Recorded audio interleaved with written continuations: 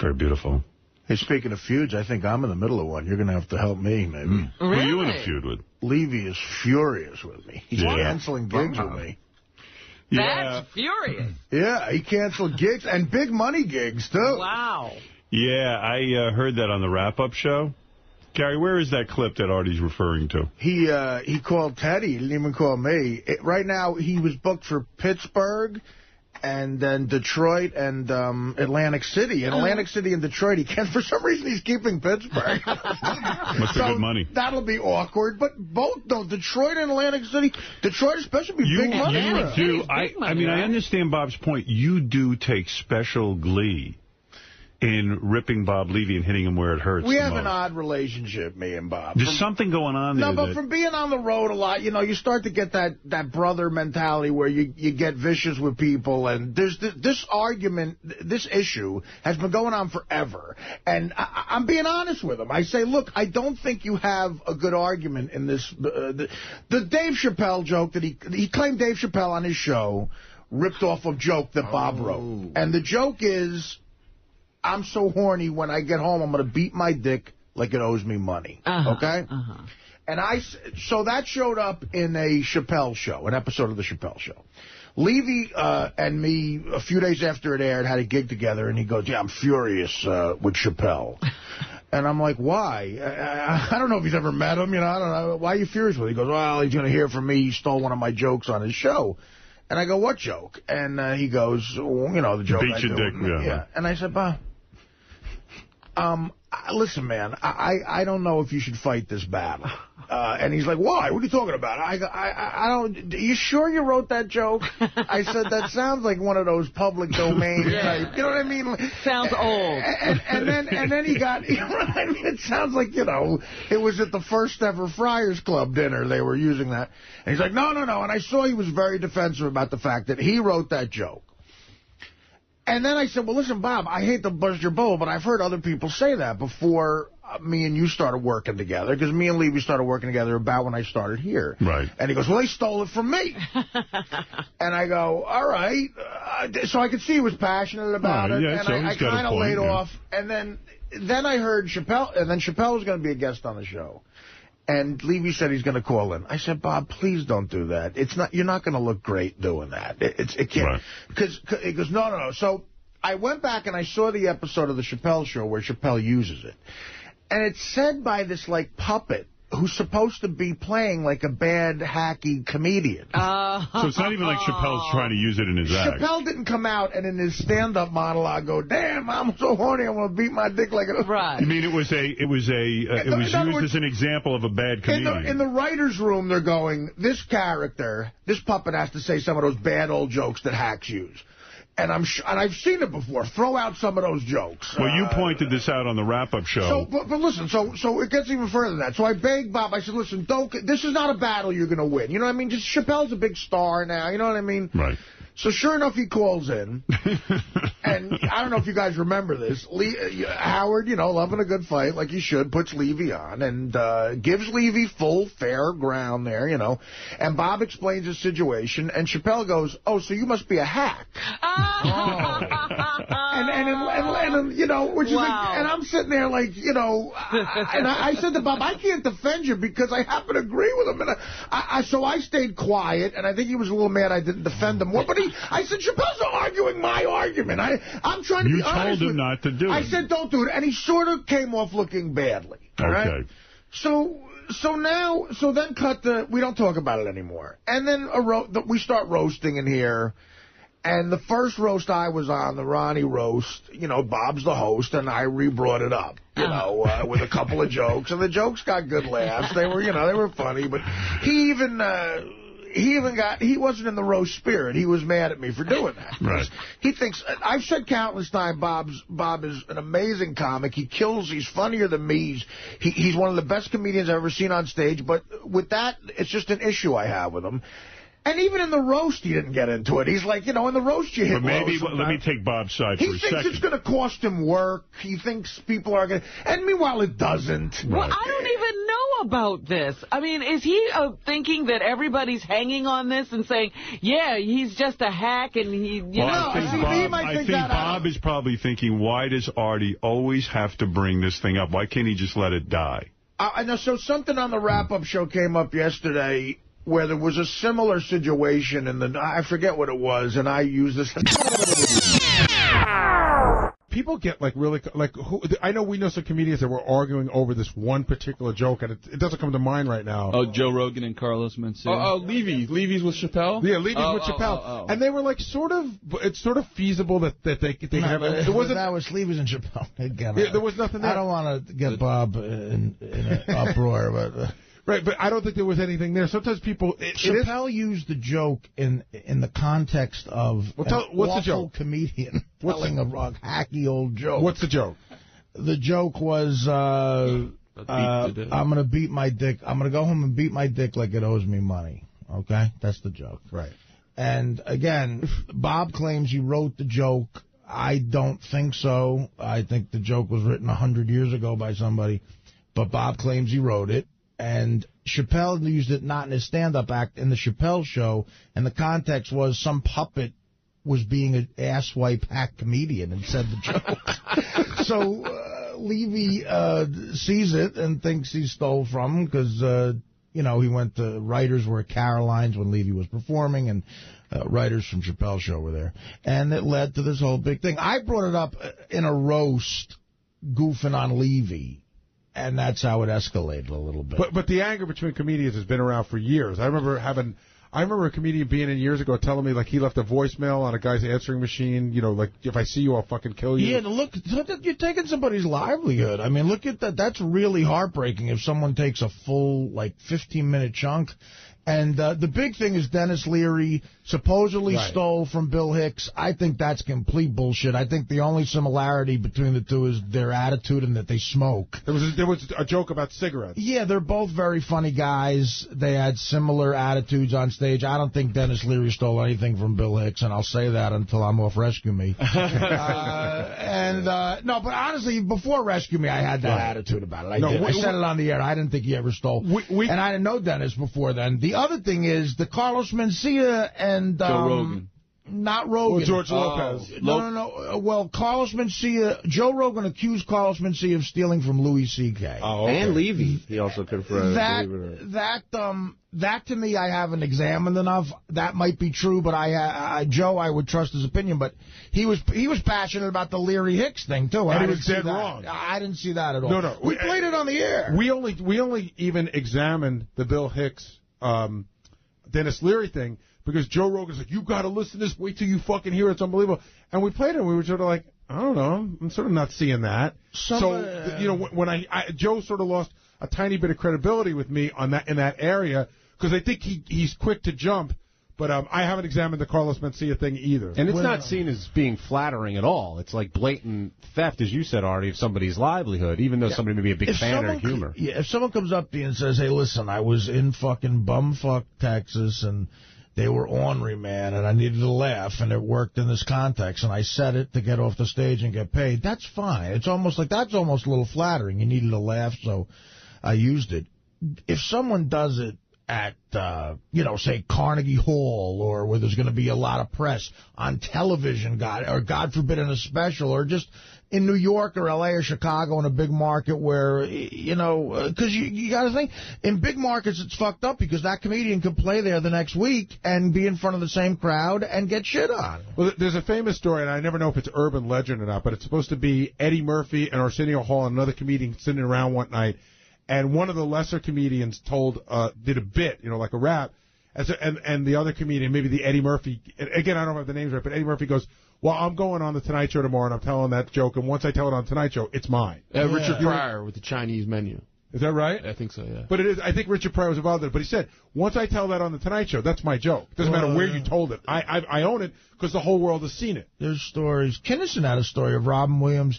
Robin Williams in the 70s would bail comedians out of jail, and it was really like, why did he do that with so many comics who had problems? And it was because he felt bad about stealing shit. That HBO special he did from the Metropolitan Opera House, supposedly he had to pay off 50 comics, including Gilbert, because he just did the shit, and it was out there for everyone to see Robin Williams doing it, and he never told them. There was another story where the comics, they got to the point where comics, if they just needed money, they'd walk up to Robin and be like, "Oh, you did my toothbrush bit," and he was stealing so many bits from so many different guys he couldn't keep track of it. You just pay him right on the spot. Well, why is it when a cover band does, Springsteen, it's honoring him, and when a cover comedian does it, it's not? Well, you still know it's Springsteen. You could play. Right. Well, no, Yeah. but how you could. Springsteen could sing Born to Run 1,000,000 straight times, and you're going to love it 1,000,000 straight times. You can't hear the same joke 1,000,000 straight times. That's the reason. Once people heard a joke, you can't get a laugh out of them again. Now, speaking of things that you can't stop laughing at, we had the Guess What's... He brought it up on the wrap-up show again. I brought it up again, and it's one of those things where I think... Where is Bob? Maybe we should get him on the phone. Yeah, no, I think we should, because I feel horrible. Yeah, for him to start turning down money, But why do you feel it's necessary to keep bringing this up? Because you know you love to torture Bob. You know there's something in you that's angry with Bob. No, you know what? No, I'm not angry with Bob at all. There's something, you know how to tweak Bob this as guy. I see Bob as a guy. If I didn't have the luck I've had in my career, I could be a guy going from like gig. Bob? No, but I'm saying Bob works hard and he goes from gig to gig to make ends meet. And I've been blessed with some good jobs, and I don't have the money issues he has, and I feel I give him gigs whenever I can. Right. I love working we're the same. We're like brothers in arms in a way. We drink. We like to party. So why do you always pick this topic up that stabs him in the heart, and you keep going back when you to have it? like a little brother or something, and there's something if you tease him, it's just going to aggravate the fuck out of him. You do enjoy aggravating. I do. I enjoy busting his balls, and so much to the point where the day of my roast, I had to call him and console him afterwards because he was upset with shit. And then another issue I think Let's get Bob on the phone. Gary, are you working on this, or am I? Well, what is Bob? Another issue I think he has is the last roast. He claimed that I said something that pissed him off on the air, and he was going to really get me at the roast. And then he claimed that his jokes didn't work because there were people in the audience that liked me too much. I remember that. So, he said these guys love Artie to the point where if they see him in person, they're afraid to laugh at him. So they the weren't roast. real just voicemails we're getting for Bob. So the roasts. Yeah, he's going to call back later when we have no time. So the roasts are really causing problems for Bob. But Bob wants and he's the roast master. Yeah. He can't take He's also a great roaster, and he's the one who... He pitched the roasts. Look, when you go into this roast thing, man, feelings, you're going to really... Guys get low, man, and this room is the worst roasting... Best roasting, but worst roasting. Right. As far as hitting low I've ever seen in my life. Right. This is crazy shit that gets said in here. Right. I mean, crazy stuff. I agree. And everybody's skin gets thicker because of it. And it seems to be the one unraveling the most from it is Levy. That's I don't understand. He's Mr. I want a roast. Yeah, and so his argument last time... wait a second, though. You got to take a little responsibility in this. Yeah. You know how to get to Bob. Yesterday was out of line. All right, so. And I even thought it was out of line after I said it. Okay. That wasn't necessary. Sometimes when you're on the air yesterday? He listens all the time, and by the time I got home, I had some shit to do. I got home about 2 o'clock, and Teddy calls me up and goes, listen, Bob is furious. And some used to wrap-up show, and I knew exactly what he was talking about. I almost expected this, but Levy didn't even call me, which means he's really mad. Wow. And then he says to me, the oddest thing was, Pittsburgh's June 29th. And he goes, he's coming to Pittsburgh, but he's canceling Atlantic City and Detroit. And I go, well, we got to sit through that awkwardness in Pittsburgh? Well, he probably feels maybe there's not enough time to cancel. Yeah, and I hate to say it, but there's more than enough time to get another time back. So will you tell him that when we speak to him? Of course I will. Listen, here's the thing. When he comes to Pittsburgh, we're going to make up and everything will be fine. And Detroit in particular, that's the Fox Theater. That's 6,000 seats. If we could sell that out, it's a lot of money for Bob. And I refuse to let him not do those gigs. He might not want to. And you're very uncomfortable with people being angry at you. Oh, yes. Absolutely. And, what is it, Sal? He called me yesterday. He is fucking steaming like you wouldn't believe. And I got to admit, I agree with you, Howard. Like, we know you love Levy, but you always give him these cheap digs where he can't defend himself. Most of the time, it's on a roast day or in a roast. Okay, and he's the one who wants these roasts. And they're great. The roasts are fantastic. But on the other side of it, this wrap-up show thing was out of line. I agree with you. It was. But I think when he rethinks it, will be fine. I don't want to see him turn down all this money. It's a lot of money. He called me yesterday. He goes, what are you doing on the 13th? I go, I think I might be doing the Borgata with in AC with Artie and you. He goes, I'm not on it, and you're not on it either. Oh, he wants you to quit. Well, I work with Levy. Levy looks out for me. Telling you not to do gigs? No, he didn't tell me that. That's what it sounds like you just said. Well, I said I wanted to be on it, and he was like, I'm not on it, and, you know. And what? And what? He didn't necessarily like, and you're not on it either, but... He wants you to quit the gig? No, not at all. You just said that. Whose side are you on? I'm on nobody's side. Are you on Artie's side or Bob's side? Okay. Are you going to leave the gig or are you going to stay on the gig? I'm not on Artie's gig. I was thinking about it. Oh. But Levy was on it. I thought you were. No, Levy was on it. And I wasn't on it. So I said, what are you doing? He goes, well, I canceled it. And he goes, do you want to do a gig in Jersey with me? And I said, yeah, I'll do a gig in Jersey with you. I go, but what the fuck's going on? And he says... That same night. Yesterday. This happened yesterday after you said all this shit. But I'm saying you're doing a gig with Levy July 13th now, so you can't do the Borgata. Right, but I never agreed to do the Borgata with you yet. But, okay. So Levy called me, saying that he wasn't on the Borgata with you. I was thinking about doing it. He said he had another gig, so I said, yeah, I'll do it. How did he get another gig so fast? Oh, he gets gigs all the time. Yeah? Yeah. There's a lot of firehouses around right now. Isn't helping you already. See, that's the thing. I mean, but the thing is, what Bob doesn't understand... All right, well, let's see if it can get resolved at some point. I think every town has a firehouse. That's right. The issue Bob has... Volunteer firehouse. They can work anytime. They got an oyster clam bake night. Oh, man. He's going to be pissed. He's going to be mad as you know. His issue is you don't rip Fitzsimmons, you don't rip DePaolo when they're on the show, and Bob Levy is, to me, is just as funny. Is just as funny, if not funnier, than these guys, and you give him absolutely no comedic respect. That's your opinion. No, but how would you rate Bob on stage? I mean, honestly. I think he's a great comedian. I don't think he's as good as Fitzsimmons or Nick DiPaolo. All right, but the thing is that you're friends with all of them equally, yet you always give Levy By the way, I don't think I'm as good as Fitzsimmons or Nick DiPaolo. You're talking about A-list comics there. I really don't. I don't put myself in their category. The thing is that if he's in your... Does Fitzsimmons have a beating the dick joke where... I don't believe he has one. No. Or, okay. See, the guy I heard say... The guy I heard said, beat my dick like it owes me money, it was like a drunken cop, I think.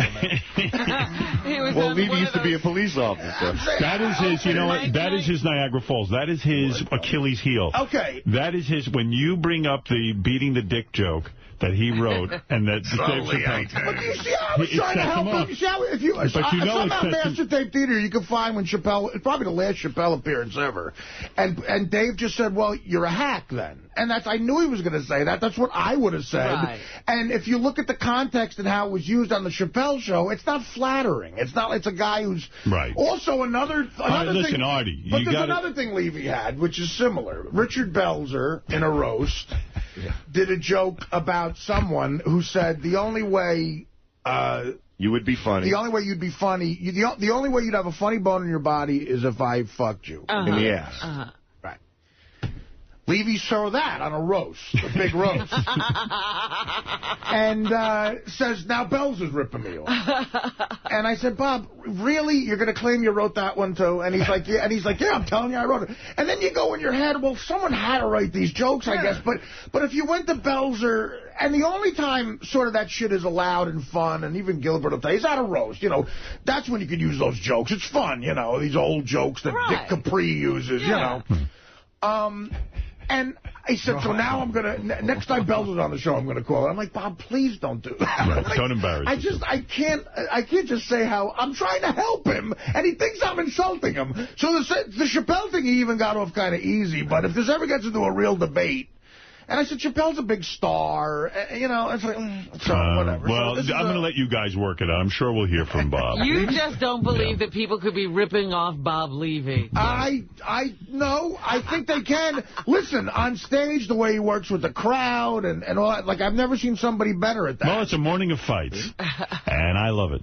All right, Artie, you'll continue to fight with Bob Levy. Gorillo and Tracy might continue to go at it. Who knows? And Fred is even going at it with me. Yeah, there's got to be a rebuttal. I thought we were having fun. We were. Can I say one thing, though, Howard? That beat my dick like it owes me money. Yeah, it might be old, But you have to admit, it's a very... But Bob's old. Yeah, right. Yeah. Well, that's my point. It's a very... Bob's been doing this for 20 years. So how old are you now, Artie? 39, right? Yeah. So you... I've been doing it for 20 years. He wrote that joke when you were 4. I started at 19. Yeah, right. So if you were telling it in the 6th grade, maybe your parents heard Bob Levy doing it at the firehouse. You know what I'm saying? Sal, you're much more interesting when you're talking about your marriage. I'm going to see if my parents ever saw Bob Levy. I think Bob Levy wrote it. All right. Well, good. John Boy, you're on the air. Well, you keep thinking that. Go ahead, John Boy, and then I got to take a break quickly. I'm a little worried about Sal, actually. I think maybe he should put in some sessions with his comedy coach, because ever since he's been going to that marriage counselor, he's a big pussy.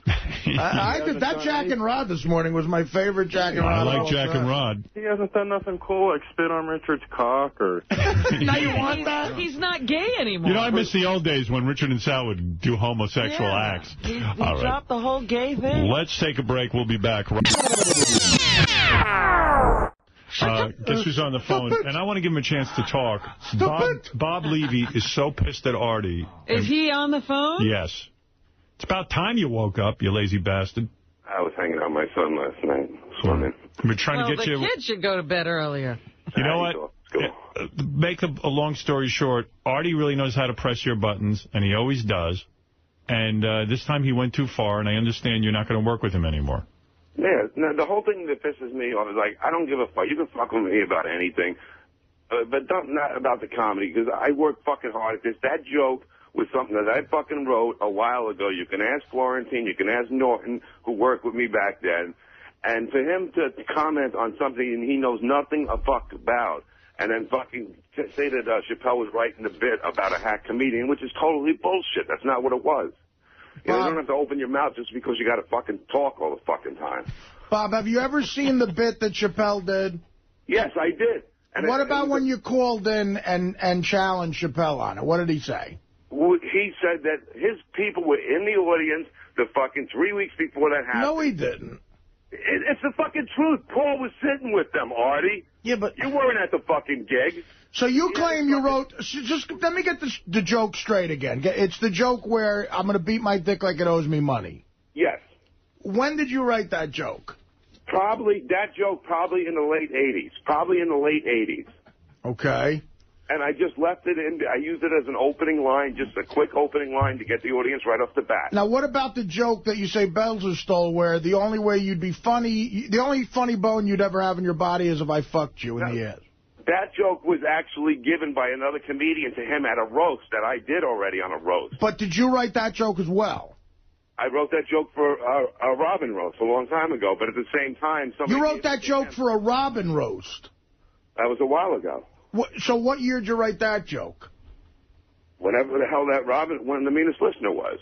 So you wrote that joke in in 2002-ish or 1-ish? One. I don't know. That's whenever the roast was. Here, I think, Artie, let me clarify. I think this is what Bob's point is. You know his sore spot. No. And on the wrap-up show, you keep bringing up his sore spot. I think before... And you keep calling him a hack comic in a way. Okay. Exactly. That's what you said. You said he was making fun of the hack comedian. So you're calling me... He was. Chappelle, in that bit, Chappelle was... The character was saying something that a sort of hacky comedian would say. He was a junkie singing a song about drugs or something like that. It had nothing to do with a hack comedian. Right. Well, I mean, in other words, it was a guy who wasn't a comic. You know Bob's weak point. This is his Achilles heel. But I think before we can get on to what you're talking about, Howard, we have to settle this argument somehow, because he knows I'm always going to think this way. And well, Greg Fitzsimmons, who's another comedian, is sitting here. Greg, do you think Bob wrote either one of those jokes? There is examples of what they call parallel writing, where two people can have the same concept, but I will say that I remember Joe Rogan, because we started out in Boston together in the, early 90s, saying, I fucked her, she fucked me like she owed me money, but I don't remember the dick thing. But as far as the only funny bone in your body being if I fucked you in the ass, that feels like a joke I've just heard on a lot of roasts. It's been on the Internet as early as 1998 I know of. Yeah, I mean, I don't know that... I mean, but I'm not saying that Bob... Bob claims he wrote it after 2000. But I could see somebody sitting in a room and thinking of that joke. It's a pretty pedestrian idea, and it's a funny joke. But usually if you think of something that's that, easy, you sometimes will go What's going to be now? I have to move this along. Bob, what is going to be? You are no longer talking to Artie? No, I mean, look, I love the guy, and I thought he fucking liked me, but I mean... I do like you, Bob. I'm busting your balls. He puts me on the show. No, but I could take a fucking beating on anything, and I do. But you can't. Does he pick on you more than the other comedians? Totally, man. I mean, he doesn't say a fucking peep. If Dean Cook came in there tomorrow, he'd be fucking kissing his ass. You know? No, I don't claim that. Fucking bullshit. Do you think Artie... You don't fucking badmouth one fucking comedian. Do you think Artie... Except Chappelle. Do you think Artie... I never badmouth. I said his writers fucking took it, if you listen for the 10th fucking time. I've heard that you canceled several gigs that you're going to do with Artie. Yeah. Yeah, well, Bob, first of all, you really think Chappelle's writers stole that joke from They were in the fucking audience, Artie. Paul was sitting right next to them. They were fucking in the audience.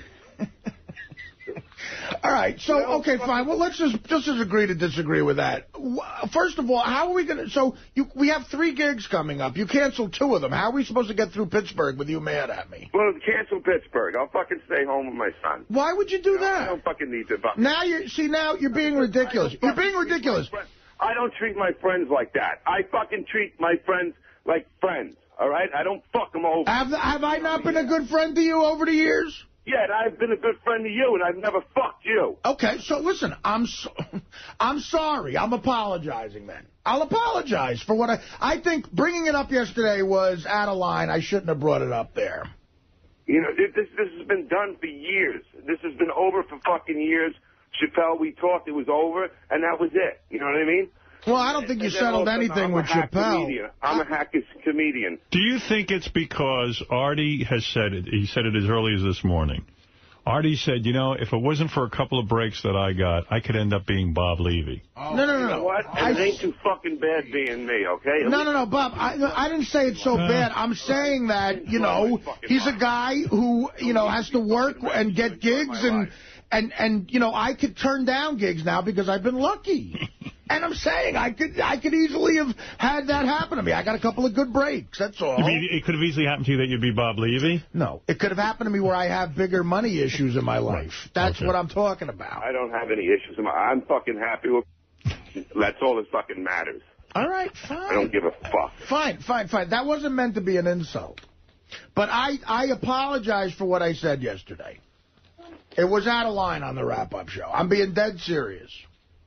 Artie, you did say there are plenty of firehouses where Bob can perform, but he doesn't work. I was trying to be funny. But clearly, look, the king of the roast here clearly is sensitive. I mean, you know. Isn't this a little weird, Artie? It's like I why never is Bob so anybody upset about comedy. I fucking help people all the fucking time. I work with 5 fucking guys every weekend because we're friends and we want to keep something together. And I don't fucking go out there and try to fucking throw them under a fucking bus. Bob, does it upset you that Artie said as early as this morning that you are nowhere near the level of Greg Fitzsimmons? I said I think Greg and Nick are funnier than me and Bob. I said they're better comics as far as I'm concerned than myself. I know I do my job, and that's all that matters. You know what I mean? Well, I mean, no, that doesn't mean anything. I mean, Greg and Nick are A-list guys. That's me being truthful, and me and you could go together on the B-list tour and make money. Yeah, but I'm just saying, look, you put people after me, let's see how good they are. Right. Now, Bob, you kill. Listen, you kill on stage. I've never, and it is very, even though I'm on the show, it's very hard to follow you. What's going to be, Artie? I see that Bob has had it with you, and I don't see him accepting think that's true at all. He's not accepting your apology. No, I didn't hear him. He's canceling gigs, Artie. Are you canceling Pittsburgh as well, Bob? Yeah, I mean, if it comes down to it, I'll cancel it, because the other 2 I'm definitely canceling. With Sal. Well, Bob, how are we supposed to Maybe you look down on him because he does that hacky blue cheese bit you don't like. Again, I'm sure Bob wrote that. That I know he wrote. You know he wrote the blue cheese. Eating blue cheese out of a chick's ass. Do you think Chappelle might steal that? Maybe if he eats watermelon. No, I'm kidding. No. You see, here's the other thing about Levy. Here's the other thing about Levy. I did him a favor, and well, you know what? I'm not even going to go there. What is the favor? No, go ahead. I'm not going to go there. No. Go ahead. I'm not going to go there. He wants to hear. Do you want to hear this, Bob? No, I don't. I don't care, man. He doesn't want to hear it. What favor did you do him? You mean you did him a favor booking him, is what you're saying? No. Bob and me have always done business together. We've made each other money. I think Bob is dumb for canceling these gigs because I love him and I want him on the gigs.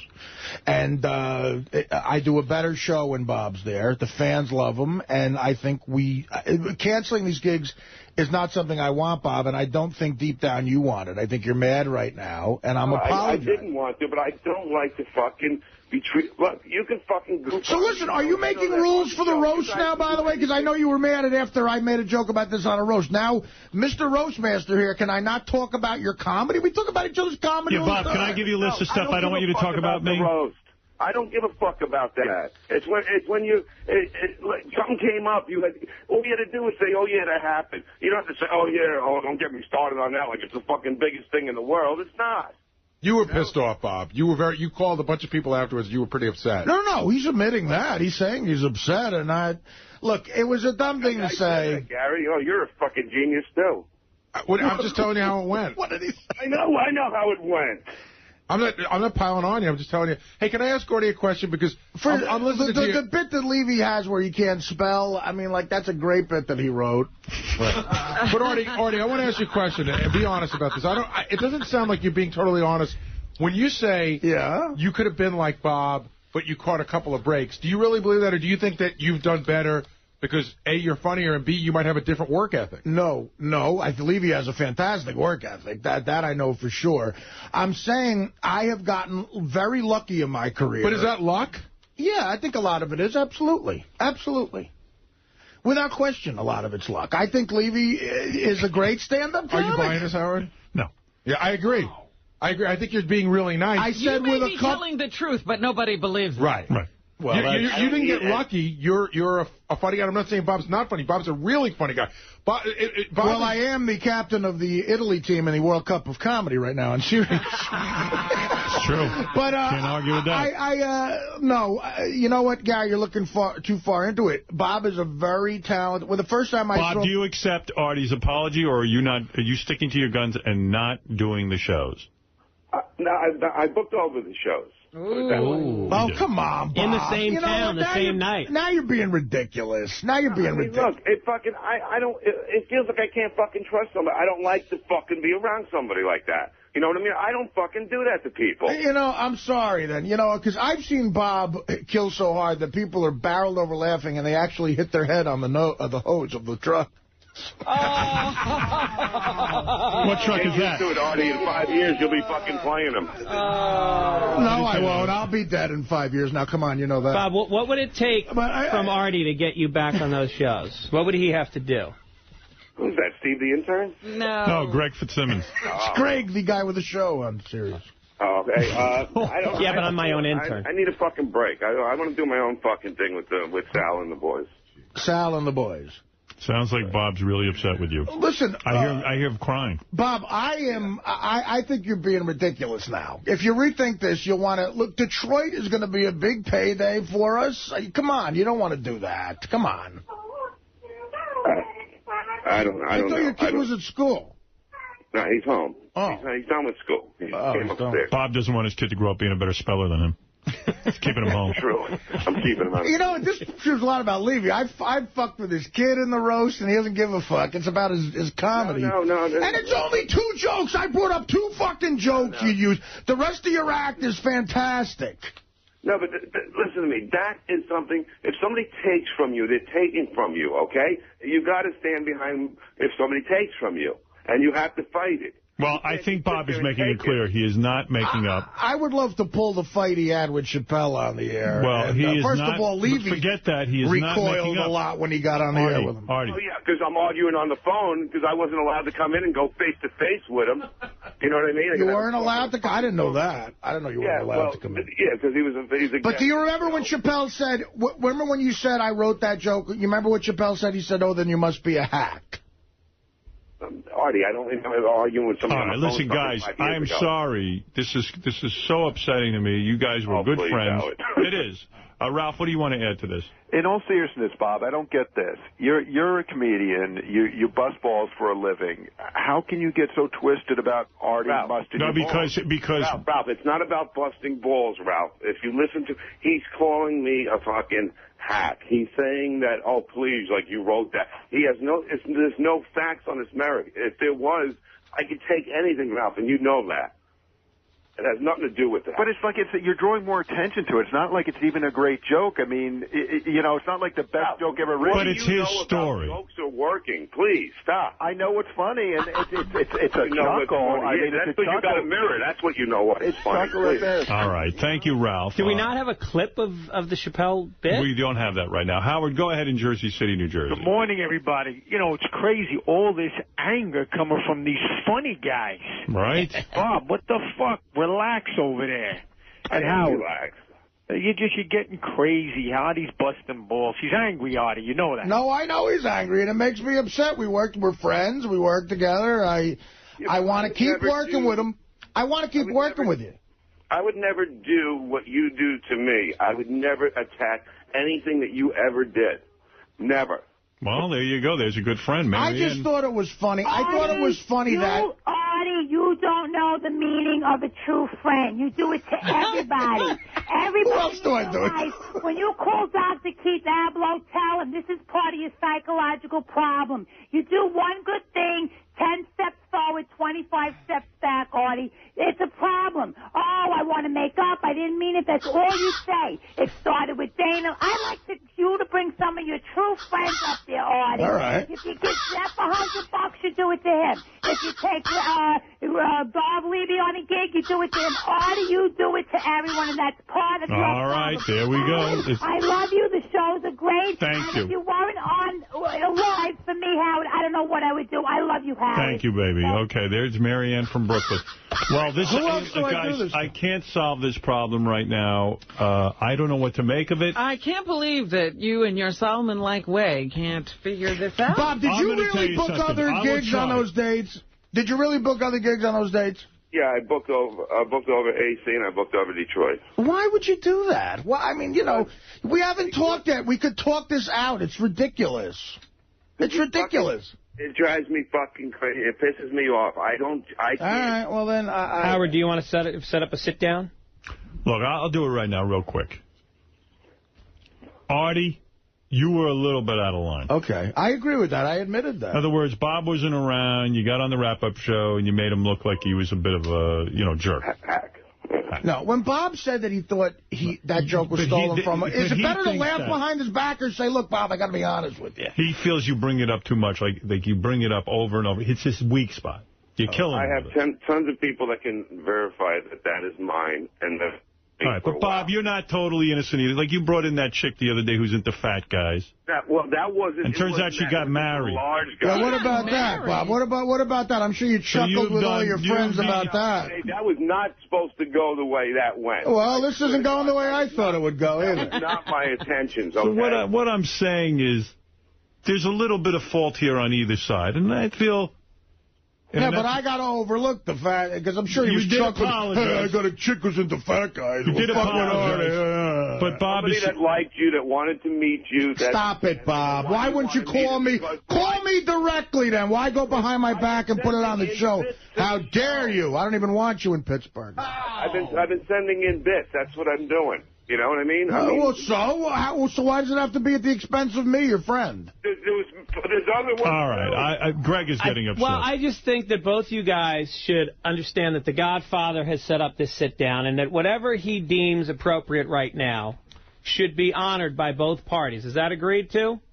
I don't know what you just said. You're going to tell them what needs to be done. Yeah. Me? But that's what the Godfather does. And then both parties have to agree. You guys each have to pay me $1,000 apiece. And You're no Godfather. Oh, I'm sorry. Listen, that's the way the mob would work. Actually, Bob, and I don't want to upset Bob with this, but in Chappelle's new HBO special, he eats blue cheese? Blue cheese out of a chick's ass. And I don't... No, it's honey mustard. Bob. He changed it around. It was blue cheese. Bob, Artie has apologized to you. It's watermelon. He says will you not say this anymore? Will you stop saying it? I'll stop. Okay. Okay. Listen, I admit yesterday I crowbarred it in there because I think it's funny to talk about, but just like I have to forget about all the bullshit he gives me, I'll forget about this. Mr. Sensitive over here. And I won't use it at the roast anymore. You send me a list of what I'm allowed to bust your balls about. I don't give a shit. You can do it on the roast, but you fucking reeled that in. They were doing a barbecue the rib fucking commercial. You threw it in, please. Well, listen, we're trying to help Carson's rib. I know. All right, listen, Bob. Okay, well, I promise I will never do that again. No, and it's not that. You don't have to promise anything. It's just fucking treat a person like a friend if they're a friend. I think I treat you like a friend, Bob. And it was two guys who were friends. I was busted. You weren't there to. I don't think you realized how sensitive you were. Yeah, and you weren't there to defend yourself. All right, Bob. You were not going on those shows with Artie, right? Why? He told me. He says he's booked over him, Artie. What is he going to do? I just know he's shooting himself in the foot. I know they're better money than he could make somewhere else. He's shooting himself in the foot. How do you know that? You see, there you go, thinking I don't make any money, too. Bob, I know you. We know each other. You know that Fox Theater, 6,000 seats, that's going to be a great gig. Hey, Artie, you want to tell that story about Bob one more time since it's the last time we can hear it? Put it to rest. It is a good story. And first of all, I didn't know you wrote the joke about the only way you'd have a funny bone in your body is if I fucked. I didn't know you wrote that in the early 2000s. I have seen that. I have seen that as he's still giving you the business, Bob. I didn't know you wrote the one about waiting 30 minutes to go swimming either, so fucking give me a break. Well, listen, absolutely. That could be an old joke as well. And I'm not going to defend that. I'm not going to defend that. I wouldn't go on attacking you about it. That's what I'm saying. But, Bob, the point is I never came to you and said someone stole that joke. Do you know what I mean? If I heard that, I wouldn't be pissed off. That's an old joke. Bob does not accept your apology. Am I right, Bob? I was trying to do Bob a favor and saying, please don't make a big deal. Don't make a big deal out of this because it's going to become an issue, and now it's a big deal. Now it's a big issue. You apologize. Bob, Fine. Fine what? Do you accept his apology? Yes, I do. Okay. Listen, do not book June 29th, okay? Come to Pittsburgh. All right, we'll talk. Now I feel bad that we'll work something out monetarily, but because Detroit's going to be big. Get out of that. Oh, that's what this is. Bob's going to hold him up for a little extra dough. So you will pay Bob. You will work out a remuneration. No. I'm going to work out a situation because actually Greg just agreed to do Detroit too. No. Now I'm not. You can't? I want more money. I'm not working with this. All right, thank you, I'm Bob. losing all the guys I work with on the road now over this. So, Bob, listen, get rid of September 15th. Do me a favor. I'll see you next week. I'll talk or I'll be there. Well, do it now so the guy who you booked 15th with knows. And keep September 11th open also. Hey, listen, Bob, the 15th might not work out. What if there's a fire that night? You're saying Bob only works firehouses? And there's going to be a fire and his whole audience is going to have to get up and leave? That was Artie's version of now go get your shine box. Yeah. I hope Bob doesn't react the same way Pesci did. No, get your lunchbox, Fatty. Bob, do you want to work with Artie that night, or do you want to work at a firehouse where your audience could potentially leave if there's a fire? Is what Artie is saying. I don't know. That's a tough one. You know how many babies have died because Levy was taking too long with the blue cheese? Levy was killing. Thank you, Bob. Bob, you always kill, and you've literally killed. Thank you, Bob. All right, so we'll talk. I'm going to call you later. Bob, I think you're the greatest. And, listen, Bob, I'm going to call you later. You take my message. I like you. I love you, Bob. Who knew that? Who knew you would like Howard? Howard. Yes. Take care, bro. Take care, brother. All right. You see, now you got to hit low. Bob is my bro. Bob puts together the roast. He helps the show. He's a bro. Yeah, Bob can't take a joke. He's still my bro. Thank you, Bob. I'm going to call you later. You can either take my phone call or not. I don't know what you do. It's funny that Bob would be insulted, too, by anything, because like guys like him are journeymen. They fucking work the road for 20 years. He already knows. Make a nice living. He gave him the dig. I know, but the fact that he's even sensitive about it, he knows he's got a good life. Levy, he talks about guys like Norton, Florentine. Those guys are kings of busting balls. They're funny guys. He went a little overboard. And he can't take this. I mean, it's ridiculous. The day of my roast, I had to console him. You went a little overboard. A little overboard.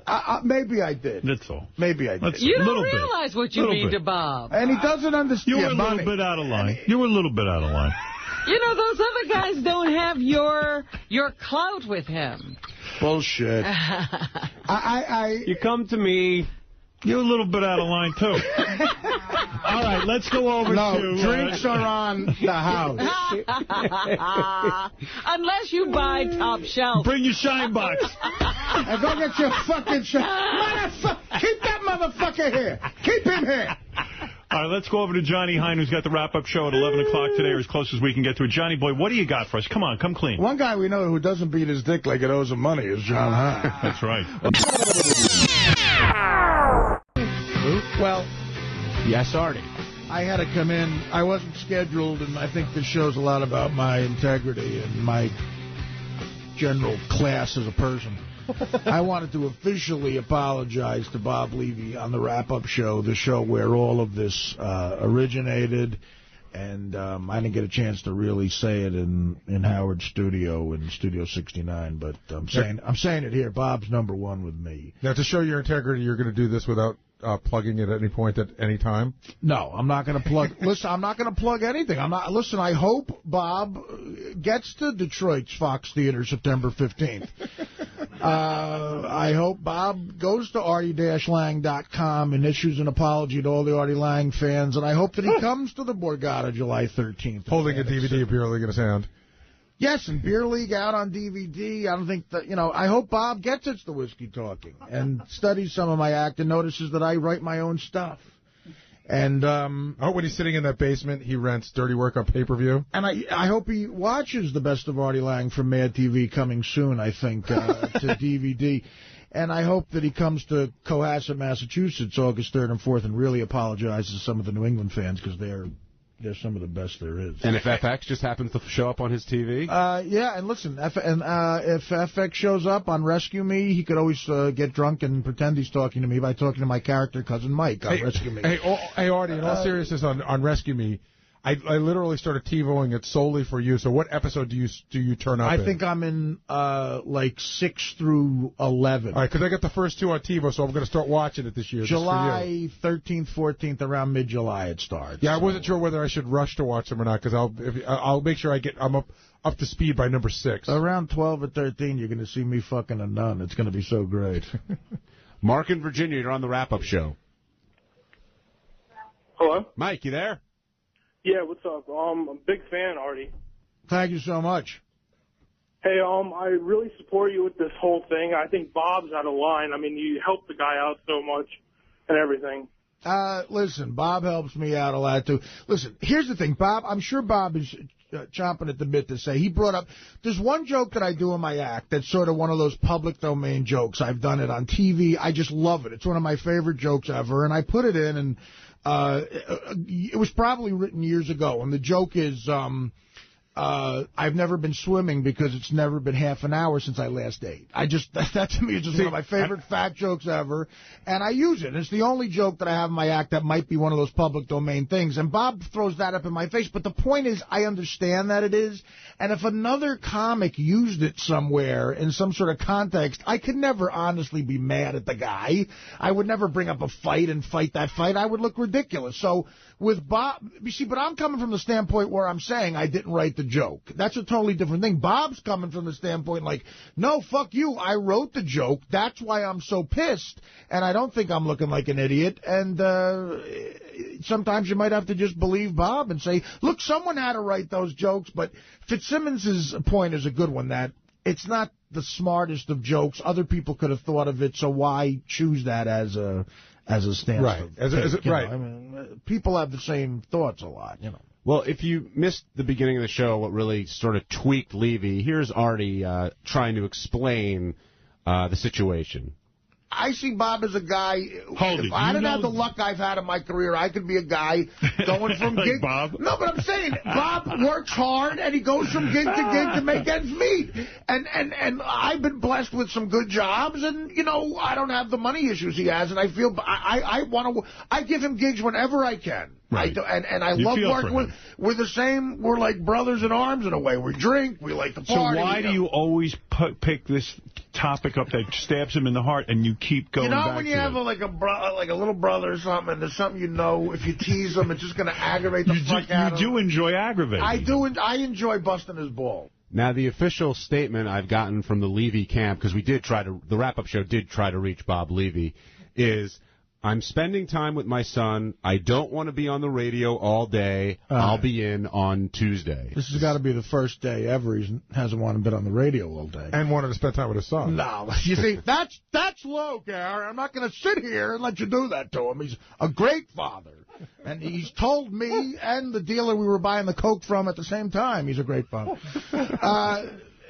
No, listen, again, it's just odd to me that Levy can fuck with me on every sensitive, like he's brought up shit about my sister, my mother, my weight, the fact that I might die, my comedy, by the way, every single fucking thing. My roast was brutal. And I just have to sit there and he brings the fat chick in. He knows that's not a friendly thing. He knows, look, he could have called me up and said, I got a chick who wants to fuck you. Turns out that broad, I think, just got married. That was a total scam. And I'm supposed to let that brush off my back, and when I fuck with him a little bit, he's all wah-wah, and I got to deal with him. I got to treat him like a 10th grader who I just made upset about something. It seems like, though, and you alluded to it just there, but Bob certainly said it, the comedy. If you touch the comedy and your act, that's what sets everybody off. Like, that's the sensitive spot. You know what? Every comedian I know fucks with each other's act. They say, like, if you say something that might be too easy or hacky, or everybody does it to get out of a bad gig on the road, and people get fucked with. You get fucked with all the time, and to me it's crazy. Here's a guy who claims to be Mr. Roast, and he's got the thinnest of skin out of anybody. Hey, Shuli, if you're around, come on down here. Shuli was giving me the rap today. He was sort of siding with Bob, just in the sense of, like, you don't goof on, like, when you get on the air, his feeling was when Artie Lang gets on the air and says Bob isn't funny, the fans buy into it, and it hurts Bob. Well, listen, to prove that Bob's funny, just come to any gig that I'm on with him, and you will see him kill harder than anybody. A lot of people have seen us together. They know Bob's funny. By the way, the best joke written, maybe this entire year, was when you said that you've seen people laugh so hard that they hit their head on the fire hose. That joke was perfectly crafted, Artie. Thank you very much. Hey, look, man, what are you going to do? I think Bob wrote that one. So, Chili, say to Artie what you're saying to me today. How I was saying that as a comic, you know, the one Achilles heel every comic has is when another comic goofs on their material or says something. We all do it. I don't know what comedians you're hanging out with, but every comedian I hang out with, we fuck on each other's material all the time. But you know what? Maybe there's a difference between making fun of Bob's material in the green room when you're waiting to go on, as opposed to on the show to the whole audience. Well, I admitted that yesterday I was out of line. I should not have crowbarred that, and Bob wasn't here. It came out of nowhere. And Artie, like a few months back, like maybe 5 months back, like you and Richard were going at on some stuff, and you made a comment, like a real slight, subtle comment about, you know, Richard's horrible on stage. The next 3-4 gigs we did, Richard couldn't get one joke out because the audience was jumping down his throat saying, you suck. So in a lot of ways, a lot of people that are listening, they hear what comes out of your guys' mouth. I wish I could care less about that. I don't care. Well, I'm just telling you what the perception is. I will tell you that Richard... Fight through it. It'll make him a better comedian. Richard was crushed. He was crushed when you said he wasn't funny.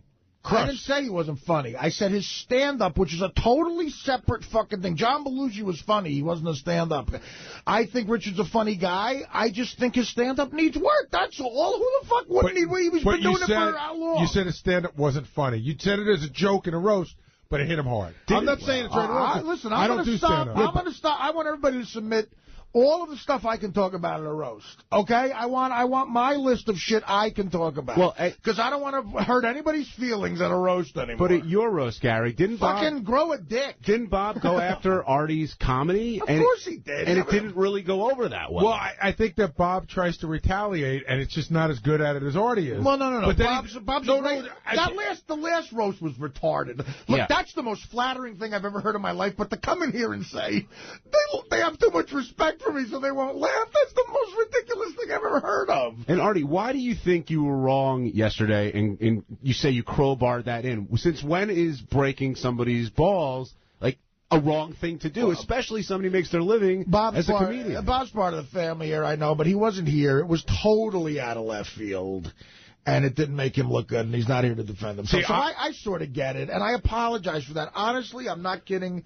I am sorry for that particular incident. I really am. But there have been some things that you've done on the show where I've really felt that there's an anger. There was a diatribe. It's not an anger. No. It's a breaking balls thing. I don't know how else I could tell you. There was a diatribe you did here, right in the seat you're sitting on the wrap-up show. I think it was the day that girl, he brought up the girl who took back, and you go, you know, that's fine if you want to be a fucking loser who lives in your fucking bed. But it went on for a long time. This is my fault. I was trying to do, it happened when the Phantom, me calling Howard a jerk thing happened during that. Right. I was trying to do this goofy little character of a guy, you know what I mean? Like, and it was. No, I got the joke. And Levy got it too, and he didn't, Levy wasn't upset with that because he got I was trying to be funny. That was different. I don't think Levy's being honest about that, too. No, you know what? I think Levy called Sal on that one. But when these digs happen, I don't care what you guys say, there's underlying meaning behind them. It could be 99% of a joke and 1% of the truth, but there's definitely something there. You're right. I'm going to be honest with you. I don't think Bob is the first person to write those jokes. I will go to my grave thinking that. Maybe Bob thought of them and someone else did, and he's not stealing it. But I don't think there's any way Bob's the first guy to write those two jokes. And I thought it was dumb for him to get mad at Dave Chappelle and pick that sort of show business argument to have. And I'll never think any differently than that. But I'll play devil's advocate a little bit, be Bob, and I'll say, what are the comedian that you're friendly with, that you respect, do you fuck with like that? Do you bust Nick DiPaolo's balls like that? Like in different ways. See, I don't have the same issues with Nick. In other words, like I think Nick is an original guy, and I don't think Nick ever. What are you laughing at? Because what you're saying is Bob is an unoriginal guy. Yeah. Well, okay. But I think this is ridiculous. Right. I think that. Okay, that came out wrong. I don't think Nick has any jokes that are jokes that someone else possibly could have written. He doesn't have any jokes that I've heard anywhere else. Put it that way, okay? I've heard those jokes elsewhere, and people, internet, all that, we can look it up, and so I bust Nick's chops about other things, about his anger, about everything else, but I can't bust his chops about that because it's not the same situation. But what I'm saying is, what other comedian do you bust their chops about their comedy besides Bob? He's done it to Sal and Richard, and I'm not putting them on that level. Name comedians is what Gary's trying to get at. Comedians that have been doing comedy for a living for over 10 years. I didn't mean that as a slam, but comedians who've been doing comedy for a living for over 10 years. Have you ever goofed on Jim's act, Jim Florentine? Have you ever goofed on Nick DiPaolo? Yeah, not in the same way, but... No, but like got on the air and said, God, Jim does some hacky jokes. Like, that's where I think Bob's really hurt about all this. Seriously, like, he feels like there's a totem pole, and he's at the bottom, and no matter what, he's always going to get shit on because of his position on that totem pole. Well, I don't know. Did you fuck with Dice a little bit? People... With money. Well, I don't know. But Artie's not Dice's friend. Yeah. Right. You know what I mean? So it's easy. Listen, I've always been able to be... The people I like the most are the people I'm able to be the most honest with, to tell you the truth. I feel comfortable around Bob. I like busting his chops. And he's probably the guy I fuck with the most. But he's the guy I've worked with the most in the last 7 years. But me and Norm used to fuck with each other. Me and Spade used to fuck with each other all the time. But did you ever talk about that Spade or Norm wrote? Well, I don't want to actually privately, but I don't want to get into any. No, that's fine. I mean, but like fucking with each other. If you do fuck with each other on that level, then those are guys that Levy's in company with. Yeah. But hey, that's kind of interesting, though. Even though I thought this argument was ridiculous, but what Artie just said, like, I would never bring that up publicly. Right. What I said about Spade, right? But you would bring Bob up. Yeah, well, this has been out in the open now. I mean, there might be other issues I have with Bob, but I'm not saying it on the air. Yeah, Artie almost went somewhere with that. Yeah, he said, believe me, I'm doing Bob a favor. Was it racial material?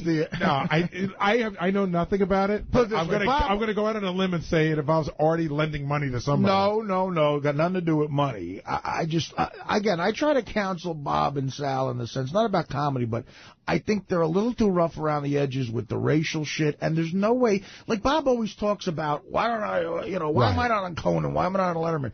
Well, first of all, a guy who has that joke in his act, I'm going to beat my dick like it owes me money, will never get on Conan, will never get on Letterman. As soon as a guy booking that show sees it, they're going to walk away. Do you have two different acts? For very original material. But Artie, do you have two different acts? Like, do you have an act that you do obviously live, but you have an act that you could do if like, have you? Yeah, sure. I mean, there's like, look, there's old jokes like dealing with a heckler. There's old jokes I'll go to in a second on the road. Right. No, I meant more like saying shit like to a broad, like, I would fuck your brains out, but someone beat me to it. Like stuff like that gets. I don't slap the cock out of your mouth or your work. I don't come to your job at Wendy's, knock the broom out. Shit like that, I'm ashamed to do, but sometimes to get a laugh, you have to, and that gets roared. No, I meant more like if it were 10 years ago, and I told you were playing, Stand Up New York or whatever, and I said, hey, Artie, listen, the comedy booker for the Tonight Show's in the audience. Oh, absolutely. You have an act that you can do. No, but you change. In other words, you'll try to make your act more clean, and you'll try to do your smarter stuff. Absolutely. So you're saying that Bob doesn't have that act ready? I don't think. Again, like Bob tried to get on Conan or Letterman or something, and he sent in a tape of him doing a dirty, filthy act at a club, and on it he wrote, could clean this up for television. Right. Well, again, like I try to counsel him and go, Bob, you can't do that, because once the booker sees that, he's never going to look at you again. He hears the name Bob Levy. You're setting yourself back 10 years, and if Bob wants to break through to that next level, and if Sal wants to do it too, again, the usage of the N-word, I mean, like, it's just like, you'll never get on television. You'll get on Stern because Howard's fascinated with people who have that kind of honesty. But regular show business, you will not get hired if you use the N-word the way Bob does, if you use it the way Sal does. And what I'm talking about, what I don't want to get into it, Bob, is a racial thing that I was on my DVD, and I made my editor take off. After the Chappelle thing happened, I did a couple of gigs with Levy, and he said something that Bob didn't want me to take off, and I said, take it off, because I'm not even going to say what it was, because it's better if it's in your imagination. And I've tried to tell him and Sal that, and they don't want to listen to me. They just think that whatever makes people at Chuckles and Jerk Off Montana laugh will get them to the next level, and it won't. It will just get them paid the $300 at Jerk Offs in Montana. That's all it's going to get. And I don't care if it kills, how hard they laugh. You got to get on Letterman, Conan, to get on a television show, you have to, even something as awful as adapt.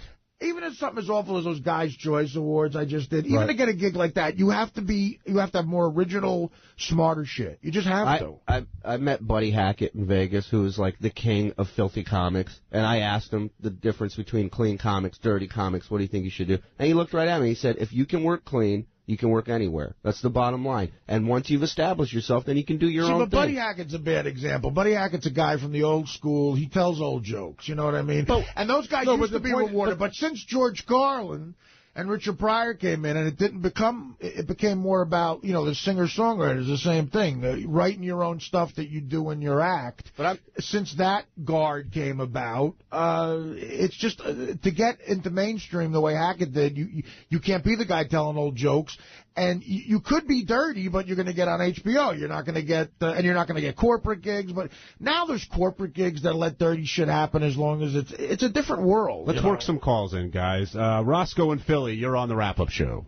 Hey, guys, thanks for taking my call. I'm from Philadelphia, so I have the unfortunate pleasure of listening to Bob Levy's ass on the Kid Chris show every time, where he's trying to work clean. Have you guys ever heard him on that show? Bob's always funny on the radio when he was on. When we were on regular radio, I think he's always funny, clean or not, on the radio, without question. Hey, Art, yeah, I agree. Levy's all right. We saw him down in Sea Isle City at this comedy.comedy. I don't know what it is, but it's a pretty good show. Yeah, look, the guy's a great great comedian. Yeah, I don't think anybody's saying Levy's a bad comedian. But Artie's that's talking what more he's about. hearing, though. But I know, but Artie's talking more about his style of comedy and not. Well, I'm going to put words in your mouth. Artie's like, look what I've done. There's a reason I'm at the level that I'm at. If you could tweak here and there. I don't want him to be, again, it makes me sound like I'm trying to be cocky. I'm not. I'm just saying, I'm stating a fact. That if you want to get to the next level and you want to get off some of these shit road gigs, you got to get to the next level material-wise. Julie and I had this conversation today, and Julie goes, listen, every time Bob goes out, Bob brings down the house. I go, I totally agree. But look at the houses he's bringing down, and look at the houses Artie's bringing down. And you got to move to the next. Again, there's not much difference, but Artie, there's a big difference between Carnegie Hall and Chuckles. Yeah, but I'll tell you what, Carnegie Hall was filled with guys who would probably go see me anywhere. I mean, that was our fans. That was the guys that come out and they see a lot of the shows. But my point is, if a crowd's that easy challenge yourself. You know what I mean? Don't, like if you know you can get a laugh with some of the older, dirtier shit, try to weave in stuff that's more of, not even smart jokes, like tell stories, do stuff that's more interesting than... evolve as a comic. Well, yeah, because the crowd is so into you, that's a perfect time to try out new shit. Hey, Artie, was begging Bob to kind of make up with you to still do the gigs, was that more you felt bad for him shooting himself in the foot, or more you feel you really want to meet him? Listen, let me tell you something. If I didn't think Bob was good, I would not have him on these shows. These shows are a reflection of me. There's press at these shows, and these are big gigs I have people on. Atlantic City, the Borgata, there's always press there. There's Fox Theater in Detroit. So if I thought he sucked, I wouldn't have him on the shows. And I like working with him. The shows are funnier with him, and that's why I felt bad that, he wasn't going to be doing them. I want him there. Sonny in Middlesex, you're on the wrap-up show. Hey, what's going on, guys? Hey, first of all, Artie, don't get me wrong. Don't ever stop busting balls. That was one of the best fights I think they've ever had on the show today. Right, well, that's the Stern show, So. Levy, I think, was crying through that whole thing. But I wanted to. My thing with you is why would you say that Chappelle used that joke in the context of what a hacky comedian would say? I mean, it had nothing to do with it. Did you actually see the sketch? You know what? That's an excellent point you're making, Sonny. And again, I misspoke there. And again, I don't have any proof of this. I was just putting myself in the writer's room where I've been a million different times, and sometimes you go, okay, it's Oscar the Grouch singing a song, all right? It's what kind of shit would Oscar the Grouch say, that character? And you're not going to think of Bill Hicks jokes. You're not going to think of something as clever or as brilliant as something that might come out of, Chris Rock's mouth or Dave Attell or Brian Regan. You're going to think, okay, what would a guy like Oscar the Grouch say? And to me, that's like, okay, what would a hack comic say? I will say, but you made a leap to that. But that's what the way Mutt I do make a leap to it, and that was wrong. But the way Mutt described it sounded like a drunk doing a hacky joke. Right, it was a drunk Oscar the Grouch. To me, okay, let me put it to you another way, Sonny, because you're making a good point. I did misspeak there. To me, if a drunken Oscar the Grouch singing a song parody on a show used one of my jokes, I'd be a little offended. I'd be like, what do you think, Oscar the Grouch is going to write jokes like I do? Like that? I mean, I would be. Anybody would. And I'm telling you, that's the way Sesame Street character would you feel a little honored by? I'm just saying, Oscar the Grouch drunk is not something I would expect to you're saying he wrote the joke because he wrote the song. I don't put him on the level comedically as me. That line, Artie, it got the biggest laugh of the whole sketch, and you could watch it on YouTube. Of course it did, because there's a reason hack comics work. They kill. Oh, they do. They kill. And I don't think I'm talking, first of all, you don't hear me bringing up the rest of his act. I'm taking issue with 2 jokes. The rest of his act is funny. He does an hour. But that's what the audience is going to remember is those 2 things. And you did tell him. Bob could do an hour without doing those 2 jokes. And I think if anything comes out of this, maybe he'll challenge himself to write better shit. And you did tell him when he works with you to not do the blue cheese bit, true? Huh? You told him when he works with you not to do the blue cheese bit. I went up to him and I said, Bob, listen, dude. And again, he said, it kills all the time. I'm like, I know it kills, Bob, but it's like following a rape. I have to go on. That's my next act. Right. I have to go on stage, and you just sexually assaulted a drunk girl. Some people are laughing. Some people are offended. Some people want to call the cops. Some people are throwing up. Now, I got an 8-foot hole to dig out of. Including Bob. And I said, Bob, listen, you can't do it anymore. And he was fine. I won't do it. And you know what? He still destroys. Without that, he still destroys. Artie, absolutely. I have a question for Artie. What is typically Bob's act? I've never seen it. It's great. When Bob comes in here, I've always find him funny. It's a lot of but hearing that, that almost seems to be the thing that sticks out like a sore thumb. It's like he's a very funny guy, he's verbal, but to do the blue cheese thing, I don't know if there's another I'm just wondering if that isn't if it's a jackass thing. He works thing. the crowd a lot, and he's very good at that. He's like a technician with it, which is I'm envious of. I'm not that good on stage with the crowd. He's like a Rickles in a way. With the but audience. in a way. Is that his stairway to heaven? He goes and attacks right, people. He's like Don Rickles. He's an attack comic. He's exactly like Don Rickles. But if he stopped doing it, would people be disappointed? Right, but listen, there's another thing I fucked with him about that he gets mad about, too. And Levy has this joke. He has a joke about a guy with a big head. Right. So in every show, he goes, look at the size of the head on this guy. Now, to me, I think I busted his balls. I go, Bob, even when there's not a guy with a big head, you just say that. And people in the back don't know that. He's rattling off 4 big head jokes. And I'm like, well, he goes, no, the guy really has a big head in the front row.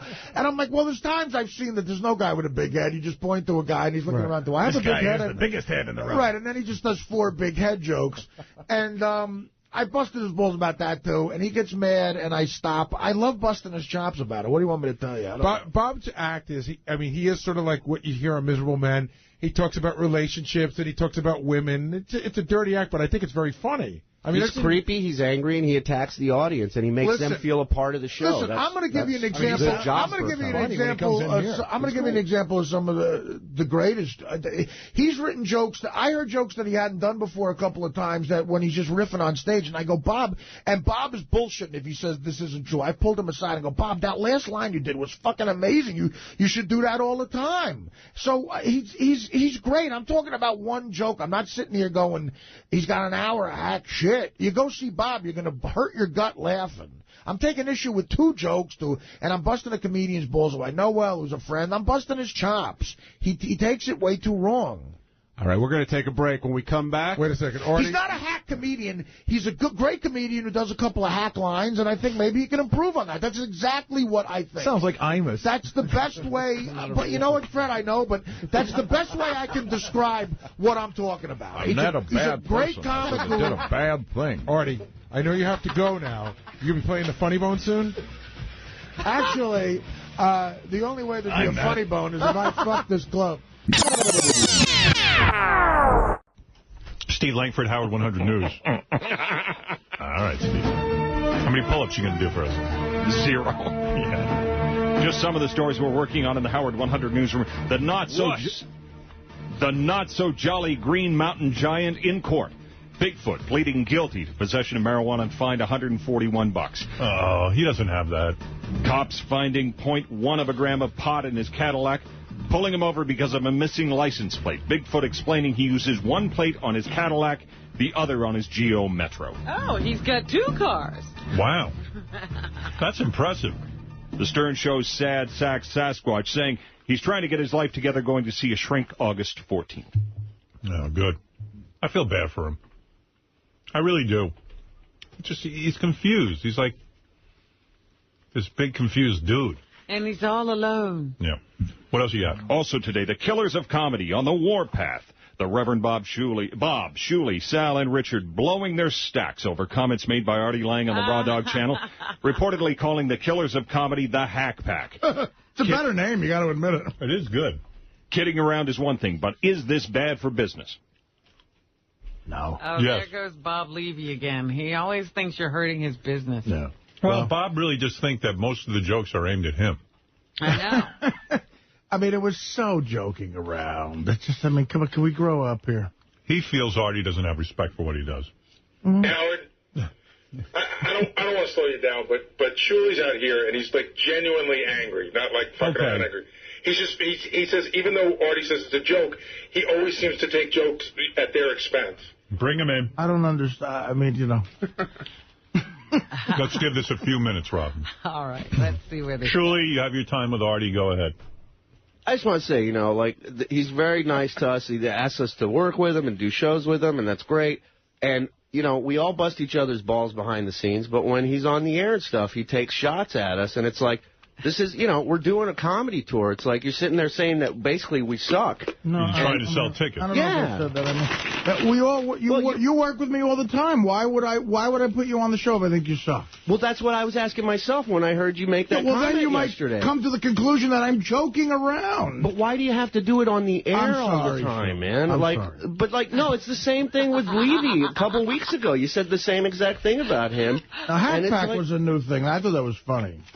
Whatever, like, it's funny. It's funny when it's us backstage. If I said it off the air, it would seem a little more serious, don't you think? I mean, on the air, I'm breaking your joke. No, I think there's many a truth said in jest. I think you think they're a little bit hacky. No, I don't. I have Shuley works with me all the time. Artie's come up to me personally and said, you know, he really likes when I host his shows. He wants me to host. And how do I show that? By hiring you quite a bit. I understand that, but then you come around and you say that on the air. It's mixed messages. It's mixed signals, Artie. Okay, I'm very sorry. I didn't know I had another girlfriend I'm sending mixed signals to. It's not a girlfriend. It's just somebody that You're acting cunty and bitchy about it. No, you know what it is? If nobody would have heard it, then it wouldn't be a joke. Like, it's a joke now because somebody heard it. Would it be a joke if Shuli went on shows and said Artie's a shitty comedian? I don't care. You don't? A lot of people say that. I don't. I mean, I don't get all mad at them. You're a comic. I really don't take it that seriously. You would totally care if other comics went on other shows saying that you suck or I've heard that before. Fans aren't happy with this or that. Like, when did I say fans aren't happy with? I'm just saying. I'm just throwing examples out there. I'm just saying. Honestly, you know what? Then I don't want to work with you anymore. Well, whatever, dude. You say. Now I don't want to work with you anymore. But you just talked yourself out of work. It's not about work for me. It's about me getting across the point that, either you're with us or you don't want us with you. I don't really think about it that much. Well, but, dude, it's kind of a shit move when you sit there and you go, oh, you guys want to come play Detroit with me? And then you go, oh, by the way... come buy your tickets for me in the Hackpack in Detroit. I didn't say that. I was in the Hackpack. But that's the kind of pitch that you throw out there. It's only the Hackpack when you guys are by yourselves. Whatever, dude. You're acting like a broad here, man. You really are. I'm a comic. I take offense to when somebody calls me a hack. I know. Okay, sorry, man. Who's the funniest member of the Hackpack, as you call him? Funniest member? Well, Beetlejuice, probably. I mean, I don't doubt that. Is Bob He's funnier on every than show. Who's funnier, Shuli or Reverend Bob? I don't know. I got to think about that. Oh, I don't have an answer. There's no black and white answer to that. But Shuli's really pissed. I can tell. It's just frustrating, man. I've been doing stand-up 13 years. It's not like I just started last week, So it's frustrating when somebody I respect like Artie says stuff like that, Well, then listen, we should just part ways then. Well, but I'm not the one going on the air talking shit about you. You're the one talking shit about us. Would you prefer it if I didn't give you work and I went on and said you were a great comic? Artie, this has nothing to do with work. This is just me coming to you as a comic to another comic saying, hey, man, that wasn't cool. That has nothing to do with work. I appreciate all the work you give me. I always say thank you every single time. I think I do a great job for you. It has nothing to do with work. Okay, man. All right. Whatever. Fine. Okay. What do you want me to do? I just wanted to state my case. I just wanted to tell you where I stand. That's all. I understand. Okay. Thank you. Shuli's like a chick. He really is.